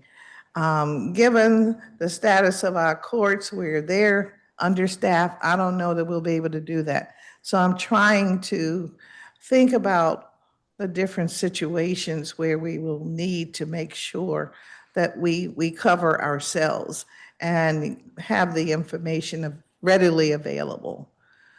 Absolutely, and we are working on right-sizing that plan. In addition to the site coordinators you mentioned, we are finding ways to train other individuals and will readily deploy staff members to be at vote centers as well. So we are definitely thinking about the possible need. But the other thing is, particularly when it comes to training and educating others to work alongside the board, we need to ensure that the knowledge base is appropriate for articulating the proper information, but then also ensuring that that information is neutral and unbiased. And even with some of our advocacy groups who have been wonderful in educating about ranked choice voting, they can give information that we cannot because they are an advocacy group. And so sometimes they go into the areas of actually giving guidance on how that vote or how you should think about your rankings. And those are things that we don't do. So we're very mindful of responsible training and education. And so we're also thinking about a knowledge exam that we will share with anybody who goes out working in the vote centers on our behalf to ensure that they are properly equipped to be neutral with their information. And I hear you 100%. But what I'm speaking of are the basics. And I know that we are going to mail the ballots. I'm just praying that the language that you use will be clear. Most people understand in 10 seconds, do this, do not do that. And I think that's where my colleague was going. Like, how do we really explain if you mark like this? And I've seen the ballot, the facsimile that you used, I think it was the February 7th. Was it? Yeah, the town hall that we did. It's tiny. And we're talking about our impaired population when it comes to voting. And so I am asking that we pay a lot of attention to this matter. Otherwise, we're going to be in court a long Understood. time. And we pay a lot of attention to it as well. And even as a result of that town hall, we have revised the ballot as a result of the comments. And so when we're going out into the communities, we're getting feedback. We're getting feedback on the language, we're getting feedback on the ballots. So the type is larger. We think that the examples that are displayed on the ballot are now clearer. And we're working with organizations, as I mentioned, the Center for Civic Design, and they have worked with other jurisdictions, and they have best practices as far as ballot design and as far as the display of tabulation results to make sure they're easily understandable. So I absolutely hear you, and we are making adjustments as we get feedback real time. All right. And I would also like to add, Councilmember Bonds, what we're doing is the statute does provide the language that has to be included on the ballot. So while we are also trying to make it accessible to everyone, the statute does require us to provide certain information about what voters should do. So not necessarily explicit warnings, but certainly instructions. And we did a presentation at the DC Bar, I think a week ago today, and got some feedback about how less is more on the ballot. So we're being conscious of that. For example, one person made the point that the rules can be distilled down into just simple fill in one oval per row, fill in one oval per column. Do not skip 2 rankings in a row. Thank you. And we're trying to be precise about language, distinguishing rankings from rounds. There's a lot of like confusion of those 2 terms. Right. Rankings are what the voters do, and the tabulation occurs in rounds. So you're skipping rankings or you're repeating rankings. And so the statute does specify what language must be included in the instructions. So they will include that, but also just trying to make it as straightforward as possible so that people don't have to think about, anything beyond what they should do and what they should not do in order to make sure that their ballot progresses as far as they want it to. All right. You said the magic word, how a ballot progresses. When we began this process months ago, the discussion was that the 5th position that you mark on your ballot would, if it's not, well, it could very well be eliminated.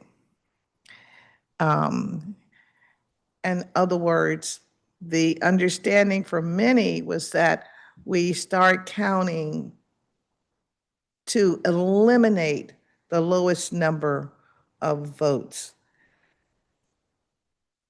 A lot needs to be said about that because there is utter confusion about how the tabulation will actually take place. Okay, thank you.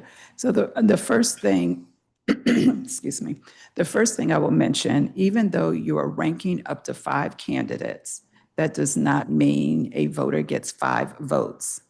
There is only 1 active vote at a time. And so if I rank my candidates 1 through 5, and my number 1 candidate is on that ballot, my vote remains with that top candidate. It's only when we look at all of the votes we have received and we look at everybody's number 1 choice, and looking at those choices, if no candidate has crossed the 50% threshold, receiving more than 50% of the votes, then that is what signals going to subsequent rounds of tabulation.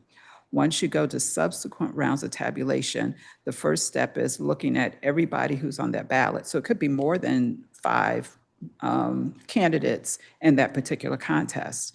If that is the case, we look at whichever candidate has the fewest number of votes, and then that candidate will come off.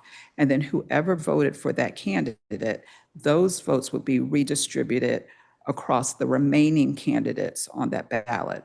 And so once a candidate comes off, that means that I would no longer, if I voted for that candidate, I no longer have a valid vote on that candidate, for that candidate or for that contest. And so that's when it moves to my next one and they're redistributed.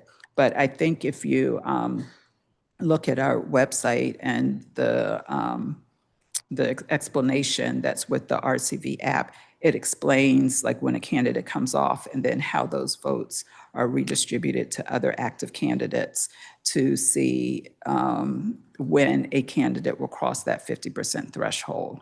And so to your point, there are two concepts here that we're explaining at the same time. One is how to properly vote your ballot. And so that, of course, is the most important thing because we don't want people to be disenfranchised or be confused or somehow be felt uncomfortable about casting a correct vote. But then for those who want to know what happens to that after I cast that properly voted ballot. And so that is the tabulation process. So I asked then if you're saying the tabulation will happen, all the ballots will be tabulated that at that particular moment, okay? And so if the tabulation results show that my choice is now, my first choice is now in third position, tell me how the rest of my choices will be tabulated. I guess that's more difficult. Okay, so just for hypothetical purposes, I'm going to say A, B, C, D are your 5 votes. A being the first column, B being the second column, et cetera. So A, B, C, D, E. So you have your 5 choices. And so once we look at everybody's vote in that first column, and your vote in that first column is for A, as long as A is on that ballot and does not drop off, your vote stays with candidate A. If we get to the third round of tabulation, and now candidate A has the fewest number of votes, and so candidate A comes off the ballot, then you no longer have an active vote in that contest. And so then we would move to your candidate B. And then that would be your active vote in that contest. Okay. And so if candidate B ultimately wins that contest, candidate B never comes off the ballot, and then your vote stays with candidate B through multiple rounds of tabulation. And if you happen to pick the winning horse, if you will, candidate A never, so there are instances where you could select candidate A and we never move to your subsequent rounds of tabulation. And that, I understand that. What I'm saying is my third choice is leading, but it's not leading, it would be the highest vote getter. So what happens to my fourth choice, my second choice? If your third choice is leading, but A is still in the race, your vote stays. In other words, my A choice or my first choice is now maybe number 4. It's whatever your highest ranked choice that is still active in that contest. That is your vote for that contest. So if A has been eliminated, B has been eliminated, and so now your candidate C is still in the race, your vote will stay with candidate C as long as they're still in the race. We do not move to D and E. All right, because there is word on the street that you're going to do the tabulation, and then you look at almost like looking at individual ballots, and ballot, the tabulation sort of moves from one round to the next round. And I think you told me earlier in conversations that a ballot would be counted by the computer system one time.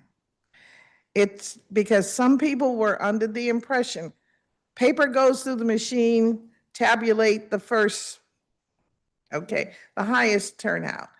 Go through the machine again and redistribution of the other votes. I'm just sharing. And that's been a big concern as to how do we explain to people what really happens in the tabulation. Yeah. We can't leave it to their imagination. Absolutely. And I did not hear that word on the street. However, I, absolutely received that, and I've made a note. And it seems like we need to issue a primer just on tabulation Yes. that walks through that process. Yes. And so we can absolutely do that. And Yes. that's one of the things that we're getting from these outreach events. As Okay. people bring their pain points to us, as we're seeing Yeah. what the questions are, we are modifying our presentation and modifying our materials accordingly. So Yeah. appreciate that feedback. And when we had the town hall meeting, you indicated that you would have information later about tabulation. Yes, the process So, and the yeah. cadence, but we will look at specific written guidance, and that will be part of our voter education outreach, maybe a piece just on that tabulation that goes into a little more detail to provide clarity. All right. And you also, I think today are saying that the computer tabulation will allow for submission of what I call an error ballot. That is where, first tabulation, skip second and third, fourth tabulation, because you skipped 2 consecutive positions, that ballot for that contest, is it still viable? It is viable at that first and the I first see. column. I It see. only becomes inactive when you get to the point of the 2 consecutive skips. So you say you vote and then you skip 2 and 3 and then you vote again. All right. So, Okay. and then also the new ballots that we are, mock ballots that we're presenting, it shows that with green and red, so you can see exactly when that contest will become inactive. So you can identify where you would make that fatal flaw. So that is another part that we're really trying to educate more clearly on. All right. And so for the edification of the voter, the tabulation, how will that be presented? Because that's going to be a big concern and okay.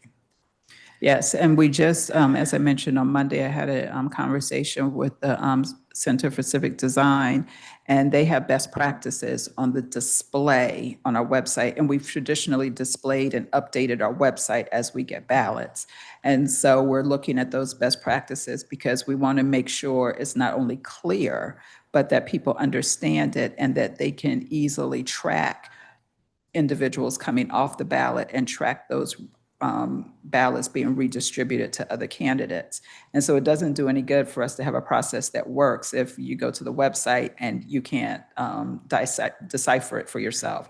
And so we don't have a mock-up of what that looks like right now, but we do have best practices in working with our partners in the community who have done this.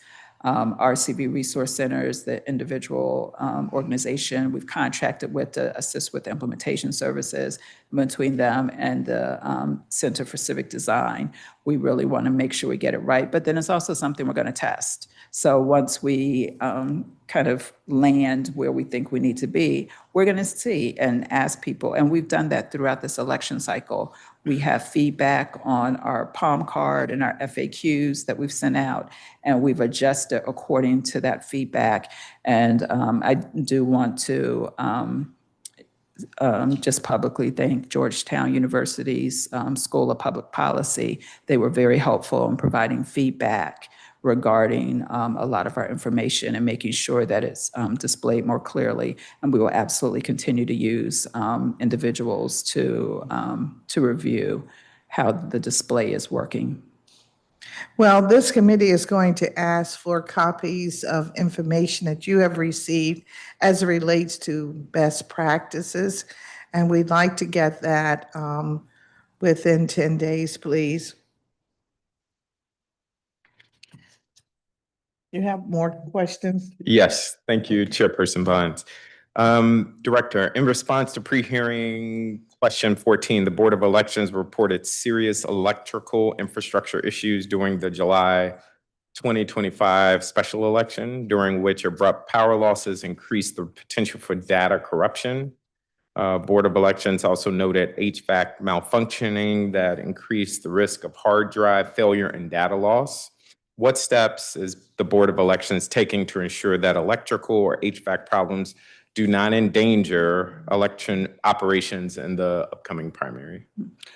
We do assessments of the facilities we use, and we did have, if you recall, we were experiencing a pretty significant heat wave during that time, and facilities lost power. But we did go back to ensure that our equipment and backup generators were working properly. And so we do have contingency planning in place when things like that happen. We also do logic and accuracy testing to make sure our equipment is performing properly ahead of an election. And we run test scripts to ensure that we're getting the proper election results from every piece of equipment. And if that's not the case, that piece of equipment is never deployed. And we really do kind of drill down and decipher each election to look specifically at things that you mentioned and to put mitigating efforts in place.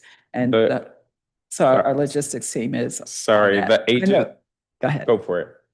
Go ahead. Okay, the agency notes that in order to, quote, protect critical voter and election data, the board would require capital investment, end quote. How much capital investment is required? At this point, we're looking at replacing our touchscreen machines. And so with the replacement and maintenance agreements that go along with the touchscreen machines, I believe that figures about $3 million.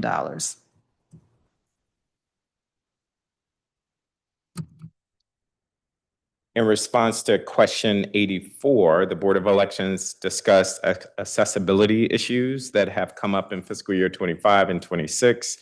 The Board of Elections notes that in September 2025, Disability Rights DC identified ongoing structural accessibility concerns at certain schools, rec centers, and churches used for voting. The Board of Elections notes that it has asked for Disability Rights DC's collaboration on finding alternative accessible voting locations. Has this collaboration resulted in new locations, and/or can you speak to any updates in terms of accessibility?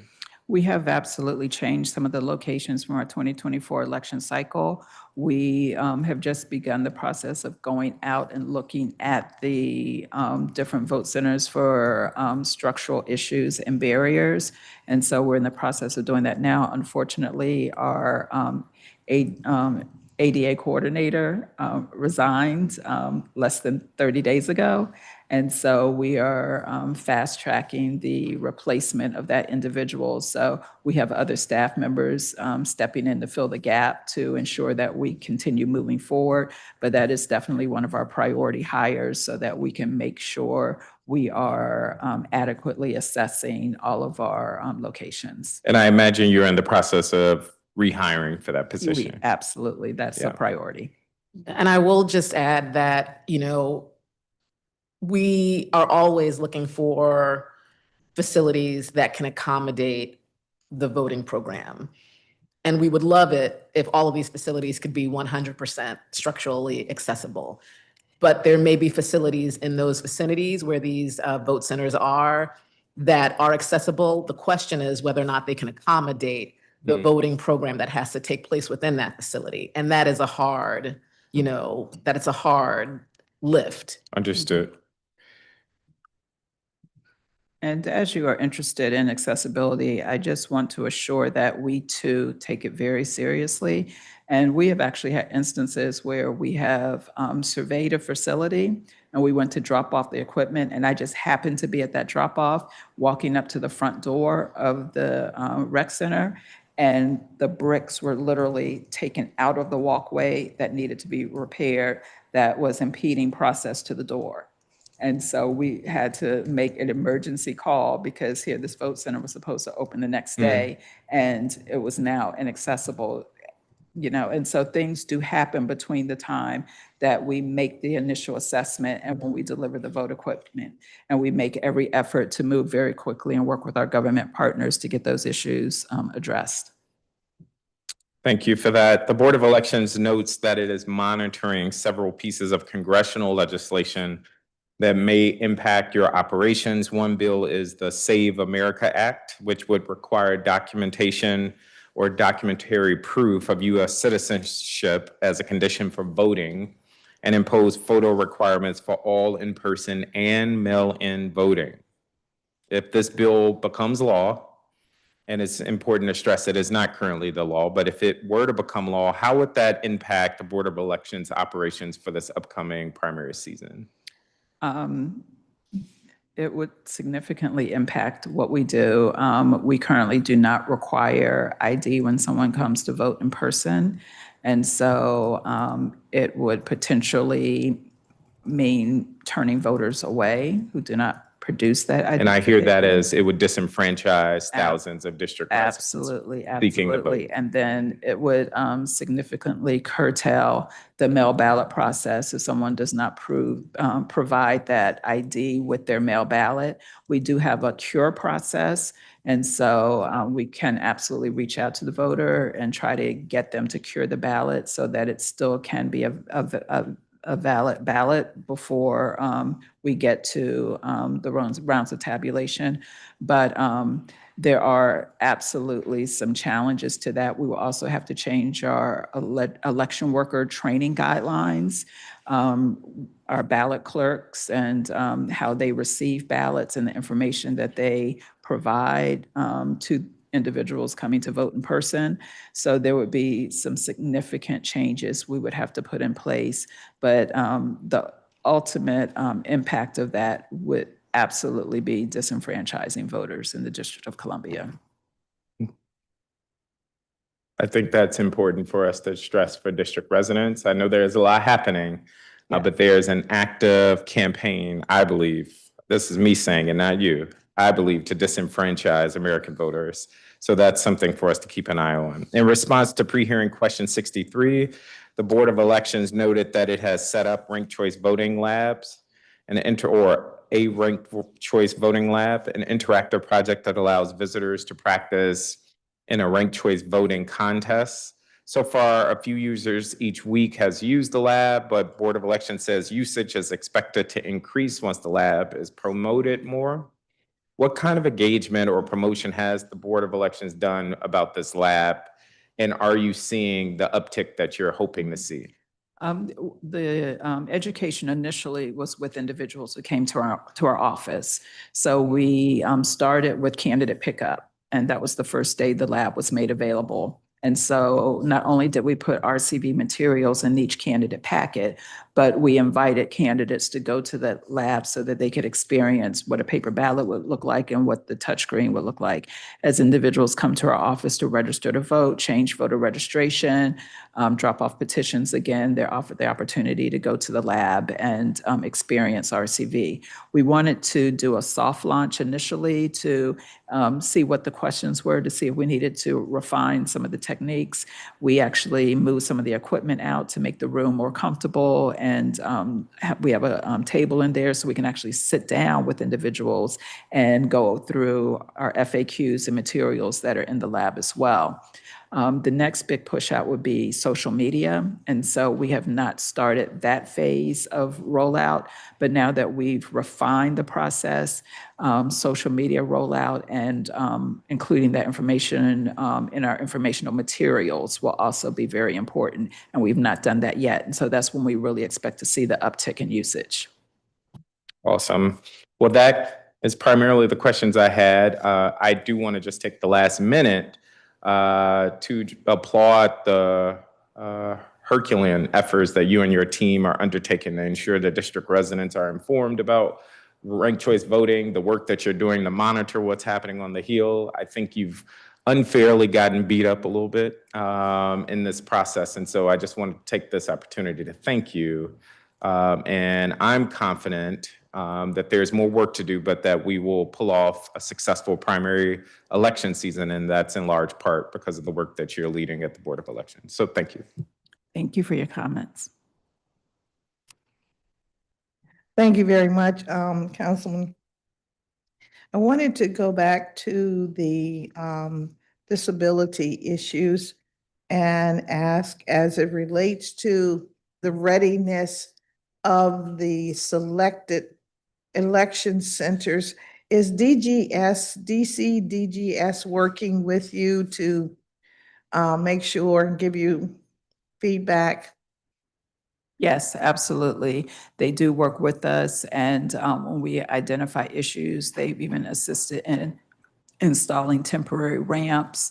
In some instances, particularly going into gymnasiums, there may be a door that is too narrow to allow access with wheelchairs, but there may be a center pole that comes out. And so we are making those modifications to widen doorways. In some instances where a door has an accessible button that may not be working, we are making efforts to ensure that that door remains open at all times so that a voter does not have to rely on a mechanical process to open the door. So there are different things depending on what has been identified, but we are absolutely working with DGS, and they've been a wonderful partner for many years. Thank you very much. And so am I to assume that in this process, that if there are some situations that they can't really remedy, that you would have enough time to move to a different vote location? It depends on when the issue is identified. Yes, of So, course. yes, because some things, as I mentioned, we Okay. do an assessment, then we come back and something has changed. But in general, the answer is yes. All right. And so what is your timeline to have the accessibility issue determined? That is, you've gone through the review from the agency and all the systems that they may need to repair or assist. Are we talking about, well, I guess early voting starts first week in June. So have you set a deadline of April 15th or May 1? Just trying to understand how we're going to progress. You know, my colleague is very self-assured that it's going to work. And I wish I were there, but I'm not quite there. Want to make sure that as much as possible, whatever we can clear up, we clear it up so that it is a very smooth election, and not just the process, but the whole experience is positive. There's going to be a lot of conversation about election 2026. And I want us to be on top of our game 100%. I feel that we are, but I just want to make sure that we do everything that we can to make it a very positive experience. Thank you. And I share your concerns. I know. And the reason I think it's very, very important that I share your concerns, I don't want to approach any of this too confidently, and I don't want to take it too lightly because, as you've mentioned, and as you know, we've had conversations, this is a very critical election, and it's a very significant departure from how voters have traditionally voted in DC. And so I've had sleepless nights, just, can't turn my brain off going through these issues. So, I do absolutely I can say, appreciate. welcome to being a human, okay? Yes. Because it's very daunting. No one believes that this is easy. Yes. We all know it's difficult.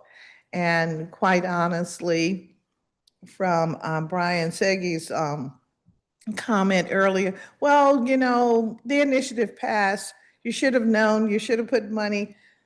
Should have is a very easy statement.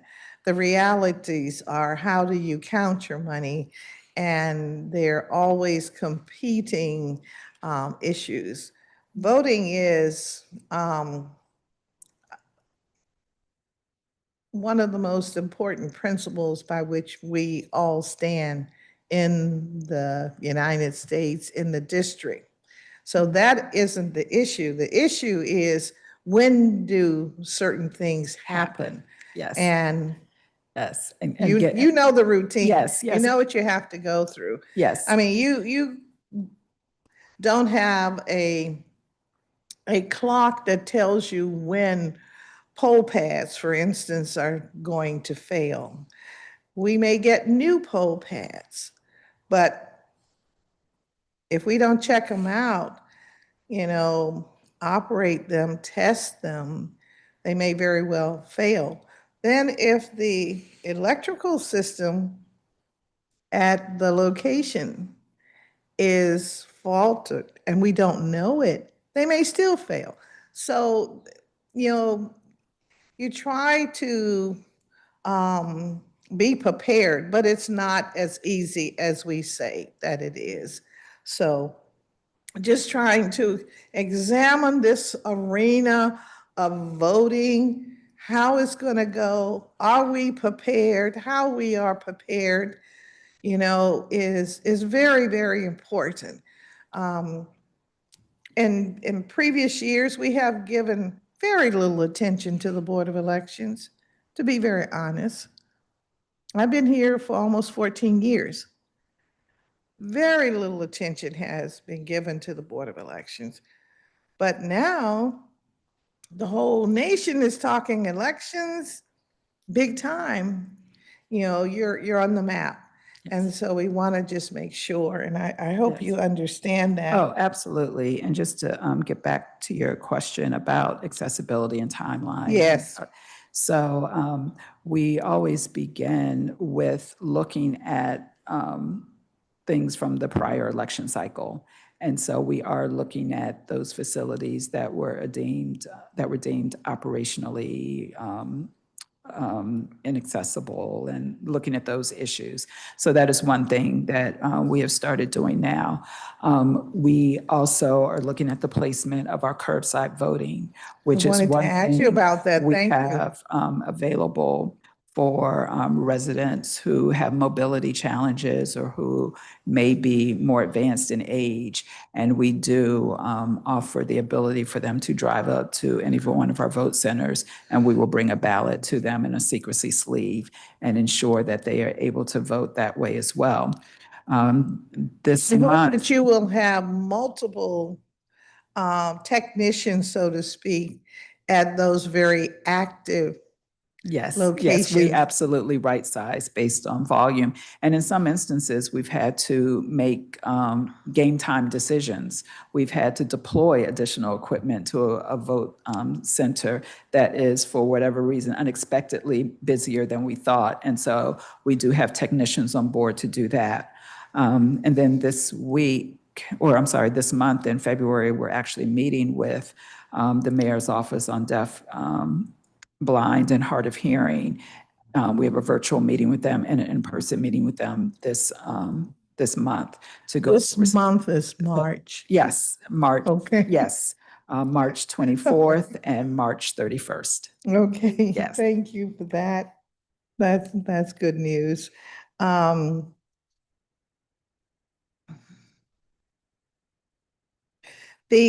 Omni ballot. Tell us about the Omni ballot and how it works.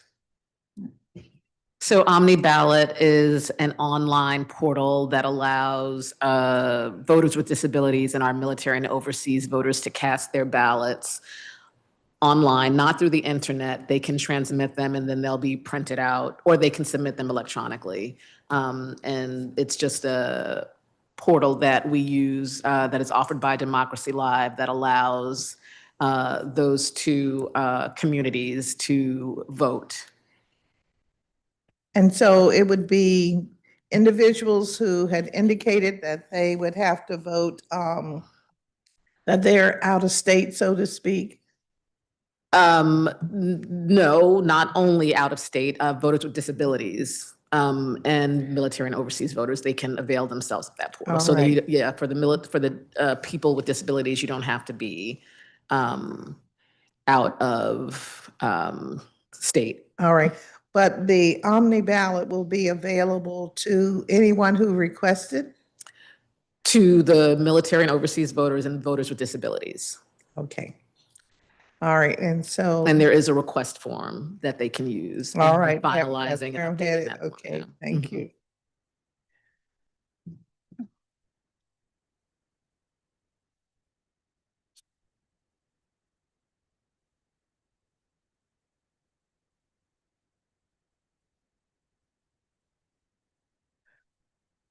In the information you shared with us about the July 2025 Ward 8 special election, what was the cost of that election with 4 early vote centers, 12 election day centers, with a registration of 55,992, but a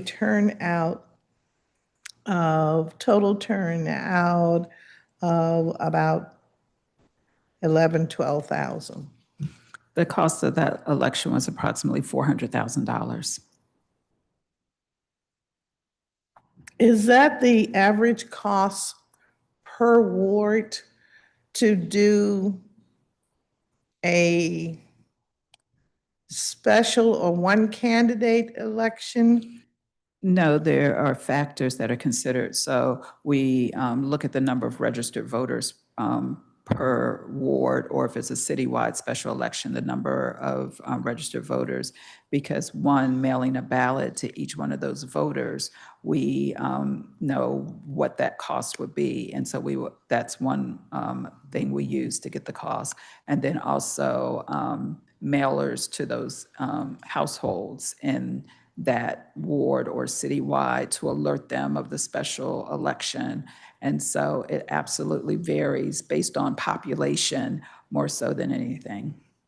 So to do a mailer, citywide mailer to all registered voters, what is the cost? And what I'm asking is, what's the cost per individual? We just did a mailer to households, and I know that. And this is just one mailer? This is just one mailer. And I know postage was about $50,000. And as far as the cost of the mailer itself,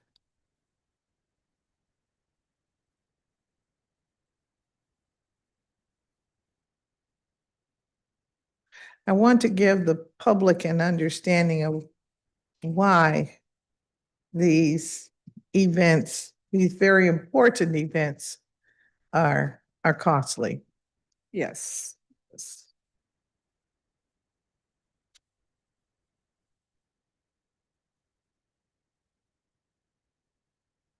So, let's see.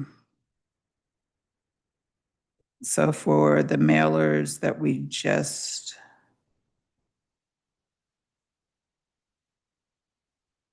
I would have to do the math, but it's going to definitely, a mailer is going to be probably around between $35,000 and that's a rough estimate of what we're using, $35,000. The last mailer we did for households and not registered voters was about $26,000. Okay.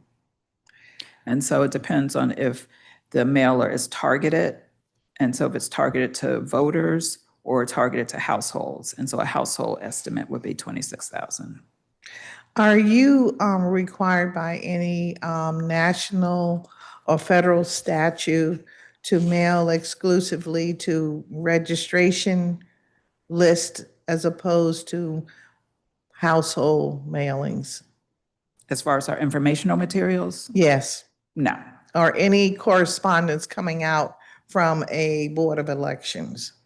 No. Okay. We would just mail to the voter, of course, if it's the ballot or their voter registration card. So All there are right. certain targeted mailers we do. So we're within the law to just mail to households? Yes. Yes.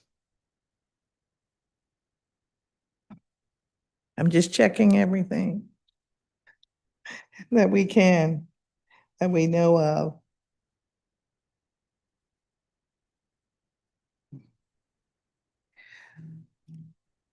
To promote the 2026 election season, how many pieces of mail will a household receive, you estimate? From Board of Elections or From the elected? board, yes. We will send a voter guide. We've already issued one postcard mailer about RCV, and we also issued a mailer regarding the Automatic Voter Registration Expansion Act. So 2 have already gone, and we anticipate at least 2 more mailers, and probably 3, probably the voter guide and 2 additional mailers. Okay. Thank you, and I think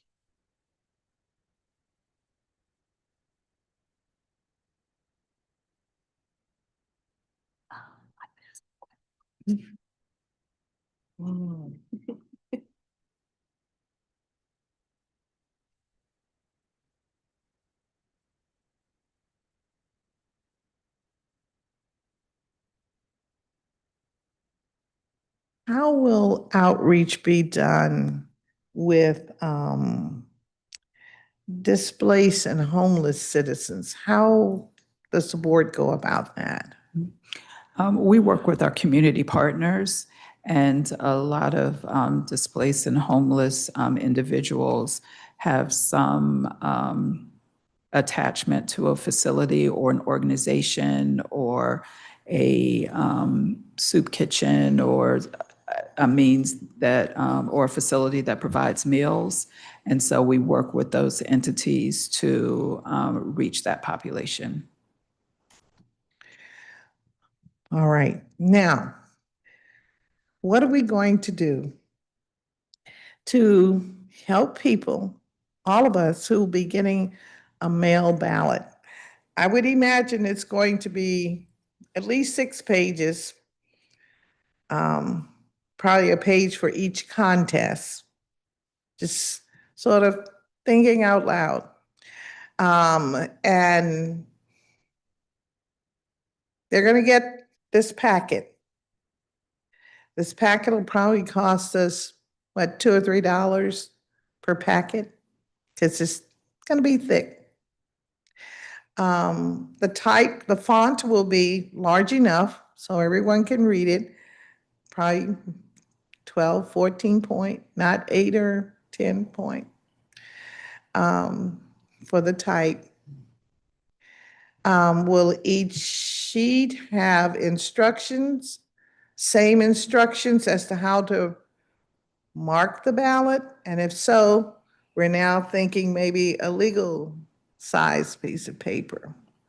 So my point is, we get the packet. We're not in the homes of our registered voters. What kind of information do we put in the airwaves or in community that will encourage them to mark it and return it? That's my big fear. That those of us who are very mobile and hip, cool, whatever, we're going to know what to do. You know, those that are most informed. But those that are not, which is the majority of this city, that's how are we going to, what kind of mechanism can we put in place? Because again, this is a brand new way of voting. And if I've lived here for 90 years or 80 years or 70 years, and I know how to vote. I came from Alabama. I came from Michigan. I know how to vote. And now you're telling me I don't know how to vote. What should I do? Yes. I mean, that's what we're facing. Absolutely. And as far as that mail ballot packet, so we will have instructions on the mail ballot itself, but we will also include instructions within that mail ballot packet in addition to what's on the ballot that goes into more detail about the proper way to vote that ballot. And one of the things we're going to do. Will it tell me to call a certain number hotline? Yes, we always have our information, email, phone number, if you need additional assistance or have questions. Even for individuals who plan to vote in person, we are encouraging people to still open up that mail ballot because that means you will be able to look at the live ballot before you go vote. And so that will help to cut down on questions we receive when people get to vote centers. And it can actually help you devise your vote plan before you show up to vote in person. So are we going to advertise the hotline and how the hotline can help you in whatever language that you need help? Honestly, we've not talked specifically about an RCV hotline, but as I said, we are constantly making adjustments based on, suggestions. Yeah. So I've written that down. That could be something we look into. I think all of this has to be a part of giving the average citizen who is registered to vote the opportunity to vote. You know, I heard what my colleague asked about, is there a buzzer and what have you? People will want to know as much as possible about this election and what their responsibility is. And so I've been trying to think about all of the situations that people have shared with me and trying to articulate them in the questions that we had before you. But people are scared to death. They're going to get it in their home. They will not know what to do with it. And therefore, it'll sit on the table.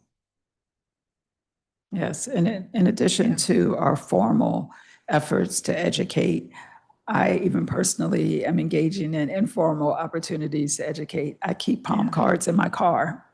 When I encounter people, I ask them, do you know about ranked choice voting? I'll give them a few, take one, share one with a neighbor, share one with a colleague. If you belong to a fraternal organization, a civic organization, a nonprofit, please invite us to come out. Please help us to spread the word. So we are, again, not relying on just traditional methods of voter education and outreach.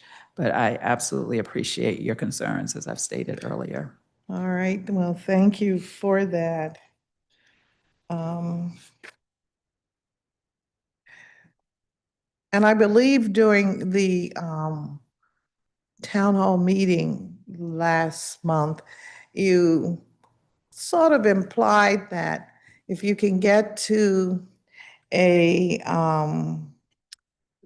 drop box, that might be more reliable than the postal service.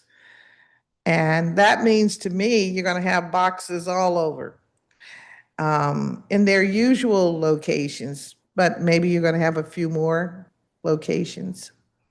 We have not considered revising our vote center drop box location plan at this point, but it is absolutely something we can consider. I think we do have some drop boxes not in use, and so that is something we can look into.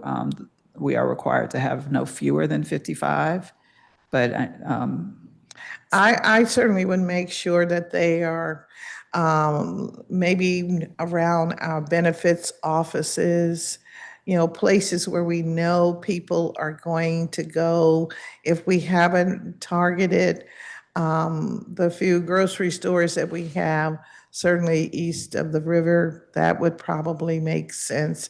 Thinking about, you're rushing doing your usual, but maybe you bring your ballot with you, trying to make sure we give people every opportunity to cast a ballot.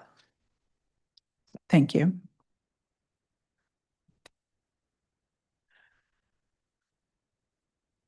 And of course, you got to worry about security. What's your plan for security during the election itself? Yes, and we're always looking at our current threat environment, and it changes from election cycle to election cycle. And we just recently had a call with one of our national security partners about what they were seeing with the 2026 election cycle. And of course, we had primary elections in several states this week, including Texas. And so we're definitely not waiting for something to happen in DC, but we're trying to be proactive and make sure we have measures in place to address what we're seeing with states that had elections this past fall. We did not. We saw instances with powdered substances. And so we do have protocols in the office and a dedicated space for all mail. And we do have bins and a process to follow in the event any type of emergency is identified as far as that's concerned. As far as security at vote centers, we do have overnight security at our vote centers to protect our voting equipment. And then we do have a very good relationship with MPD as far as monitoring. We also have details as far as escorting ballots and ballot results back to our offices on election night. And we do have physical security at our headquarters office, basically during all hours that we're open to the public. When we engage our other facility for logic and accuracy testing, we also include physical security at that location as well. And then, of course, we, whenever we hear about potential threats, we make sure that we provide education. We have a chief information security officer, and thank you, we received money to hire a cybersecurity specialist who's now on staff. And so we are definitely making efforts proactively to ensure that we're taking proper measures to ensure safety of our staff and of voters in the district. Thank you for that response. That leads me to wonder, what did the district do about the request from Department of Justice for our voters list? Where are we with that? Okay. I'll turn the legal over to my general counsel, but essentially over the summer, I received a request from DOJ to turn over our voter rolls with pieces of information that we do not traditionally make available to the public. And so we often get requests for our voter rolls, and we gladly and readily comply with those requests. However, this request was different because it was asking for driver's license numbers, social security numbers, PII, et cetera. And these are data points that are not available to the public. And there are certain parameters in which an entity can actually get that type of information that was not provided to us. And so we did provide the publicly available voter roll to DOJ. And after we provided that publicly available voter roll, we were told that that was not what they wanted. They wanted all of the additional data points. And so we did communicate with the Office of Attorney General before providing our final response. And we did provide our final response indicating that we would not be turning over that voter information. And I have, in my official role as the executive director, been sued by DOJ, and I will turn it over to my general counsel. Yeah, that's what happened. And we are currently in litigation. And so, I will just say that a briefing schedule has been set. So that is before the U.S. District Court for DC. Yes, and I want to note for the record that the head of DOJ had been summoned to appear before members of Congress. So we'll see how that goes. That's end of my story. Thank you for that. Thank you very much.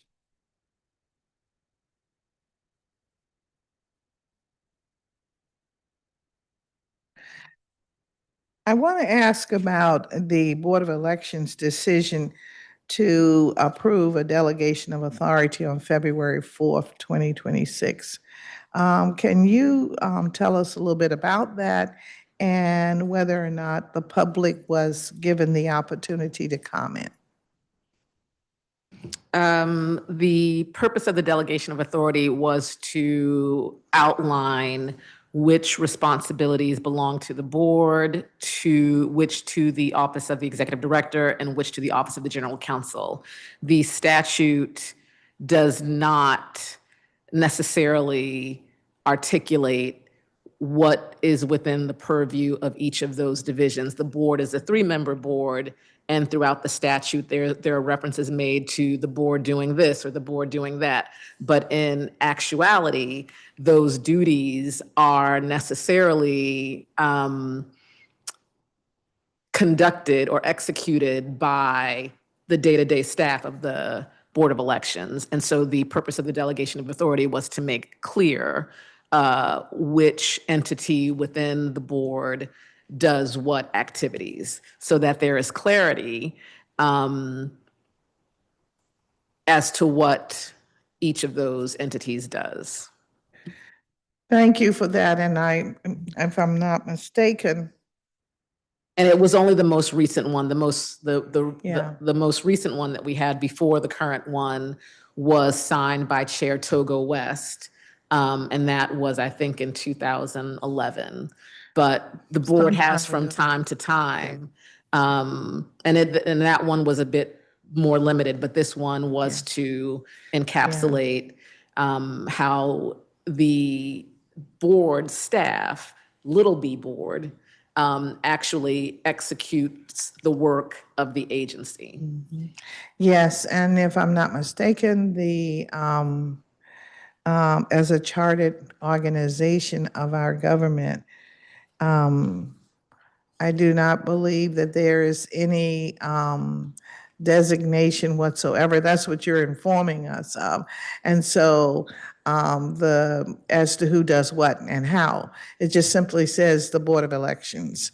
And so in the past, I believe any time there's been movement as it relates to the role of the board, there's been publishing of some set of ideas, regulations, proposals that the public has been given an opportunity to comment on. Am I correct on that?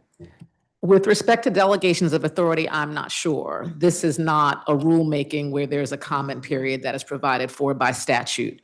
I'm happy to look and see whether or not the public has had the ability to weigh in as to delegations of authority. But of course, the statute makes references to delegations of authority in Section 5 of the statute. So that is allowed for. And it does not indicate that that has to be subject to public comment or input. Okay.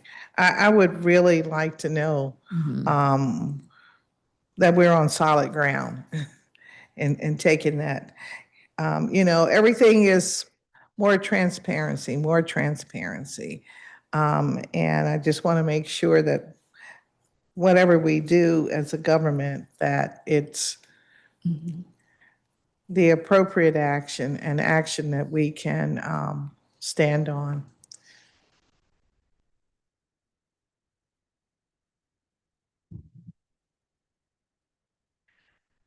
I believe.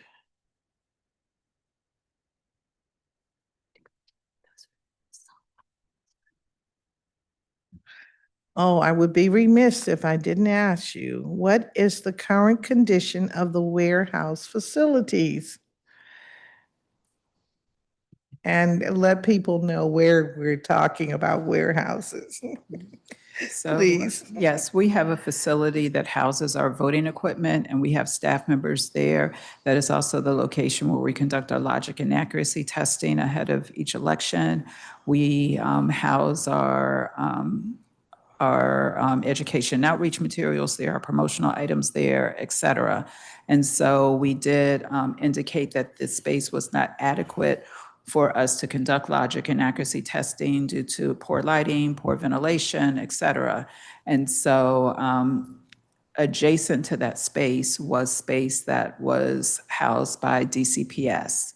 And so we did receive a portion of that space and work to clean it up and clear it out so that we can conduct our logic and accuracy testing in that space.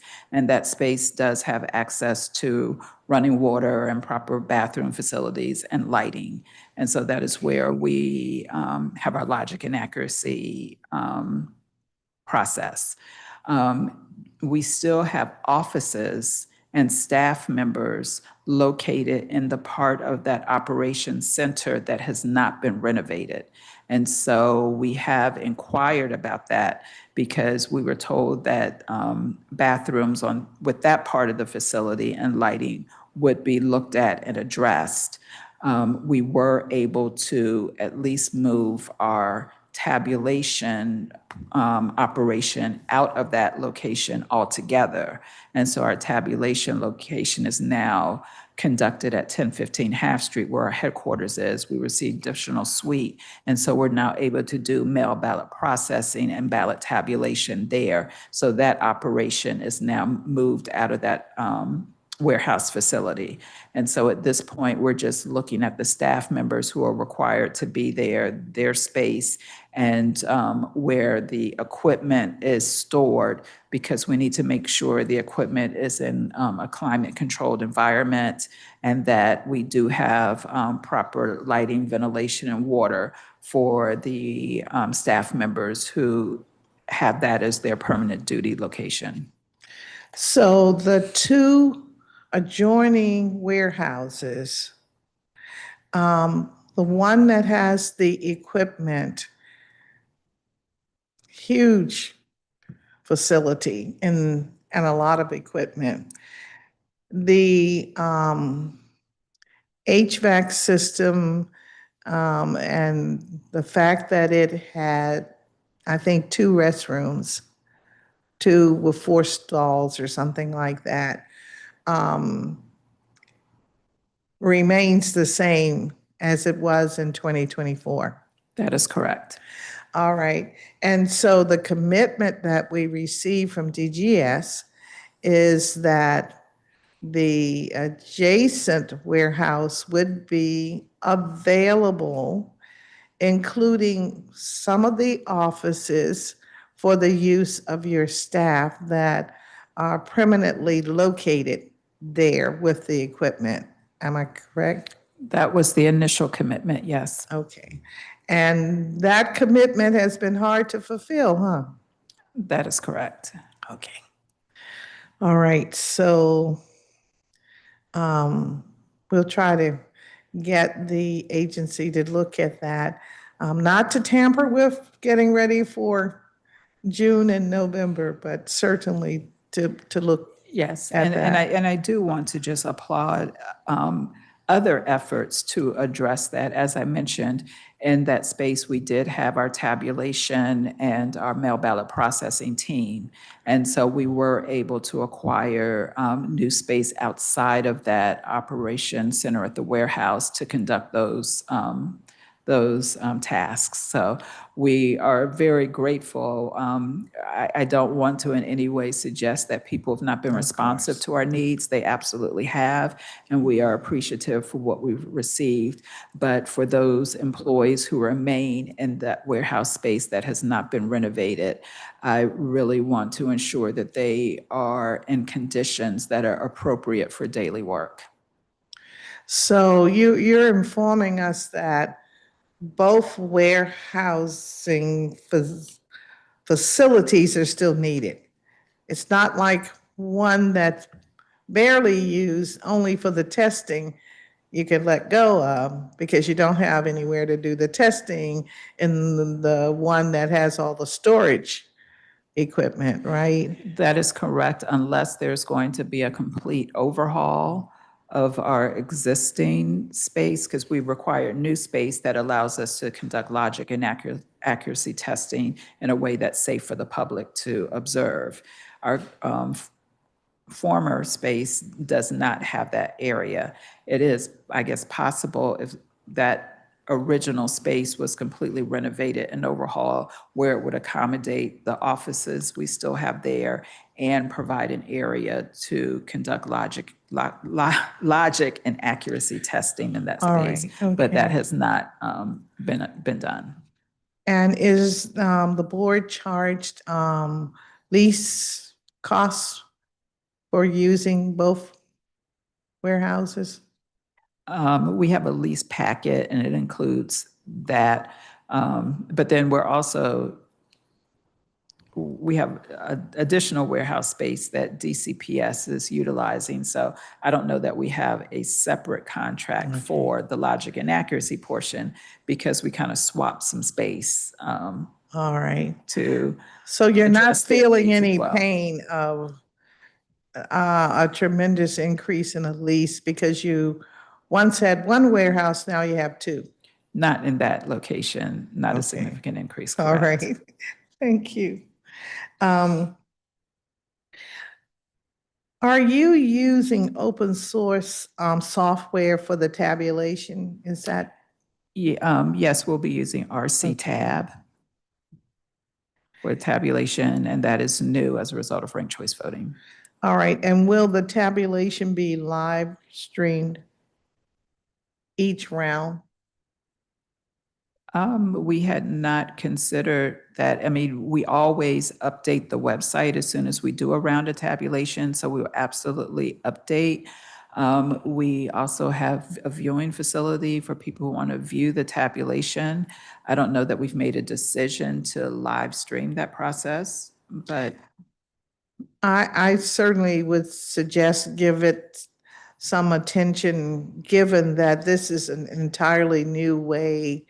And again, if we end up with 198 candidates and each given an observer, that space that I've been in, you know, the whole space, the tabulating a computer itself is, you know, I just think you might want to give it a Yes. little thought. Well, I think we will have the capacity to do that. We're currently working with the building and with DGS to upgrade that space with monitors and cameras. And so I will follow up on that Right. request. Thank you so much. And are you planning to conduct a post-election review of any errors that may occur? We always do a post-election audit, but as I mentioned, the day after every election, we sit down with each vendor separately and go through what worked well, what didn't, what changes, what observations, while everything is still very fresh in everyone's mind. Okay. And we take notes, and that becomes the beginning of our plan for the next election All cycle. right. So yes. Thank you for that. And I was really suggesting that for the public, where there have been errors, you know, like I've heard from folks that said, I'm voting for my candidate, number 1, number 2, number 3. That's an error, okay? But will there be an audit so that we explain the kinds of errors that may have been made in this election, the primary, so that we'll know better for and improve for the general, and then the big election, 2028, just thinking about Yes. how we Absolutely. And we inform do people. always capture undervotes and overvotes and make that information public. So of course we would do that.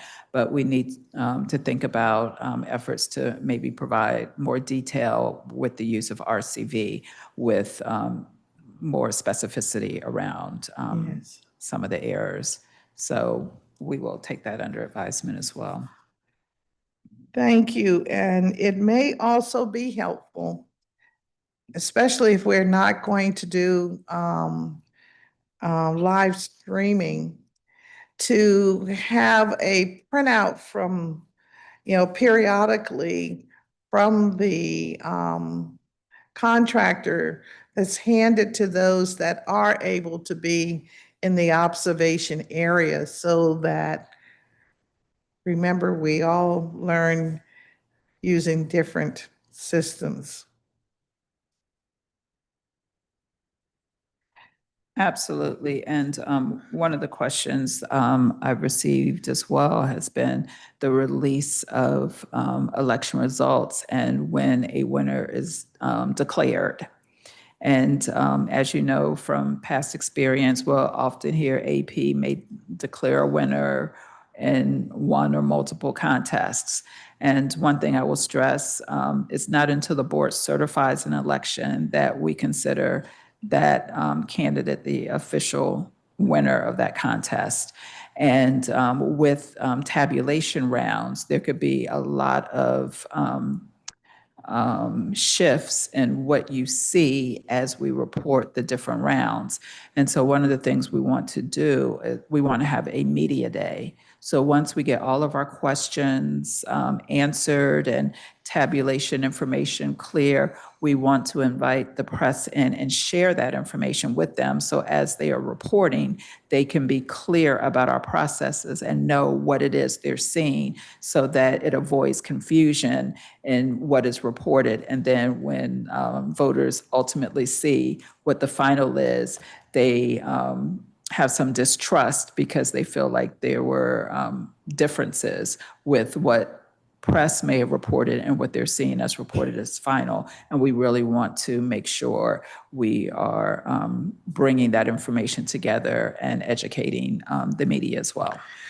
Also, I would ask that we pay attention to helping the public understand how, when you mark 5 choices, how do you mathematically get to 50 plus 1?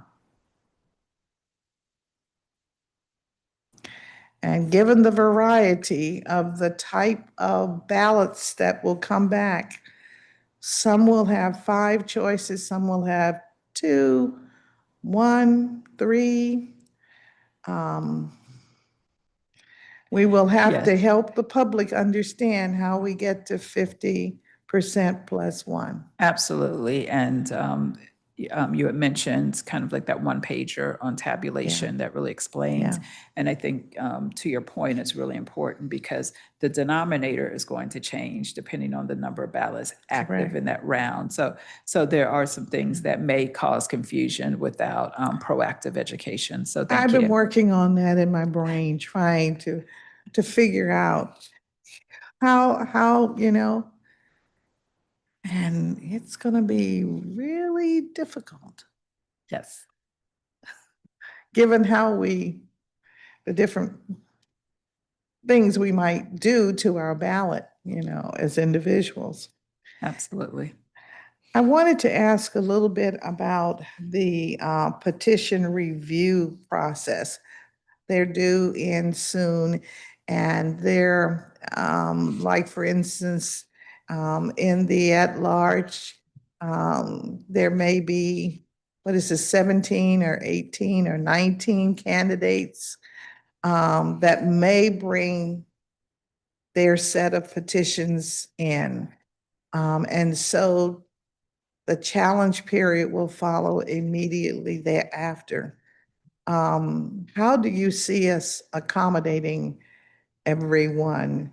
And if I'm not mistaken, I think in the past, the board doesn't do a challenge. Correct. It is the individuals that can challenge. And so given that the voter roll can be transmitted electronically, you may have many challenges. So I'm just wondering how do you get this work done in the time frame that we have traditionally assigned to the challenge period? Yes, so we do have a 10-day nominating petition challenge period that will run from March 21st through March 30th, including weekends. And then the last day for us to determine the validity of challenges is April 20th. And we're able to schedule and all hands on deck as necessary based on what we see that population is that we need to review and adjudicate. And I appreciate you said many times that you do all hands on deck, 24/7, so to speak. And I'm just wondering, given the outstanding volume of candidates, do we have anything in place so that if you have the need to bring on temporary staff for 1 month or 2 months, whatever the time may be, do you have that? And are you thinking we may need to do that? We do, and we have. Okay. All right, excellent. Well, you spent some time with us today, and we really hate to see you leave. We're having so much going on. But I know you must go because you have an office of individuals who are ready to bring you their new issue, but we really appreciate having you today. I know we maybe didn't ask all the questions, but the information that you shared and certainly your testimony is available. And we appreciate the fact that you were even able to take a break and be with us today. So thank you. Thank you. Thank you also, Terry. Thank you very, very much. Thank you for your time, Welcome. Thank Councilmember. you so much. And we'll be seeing you. All right. We're going to take, we'll be back at 1:35. We'll just take a little quick break. Thank you so much.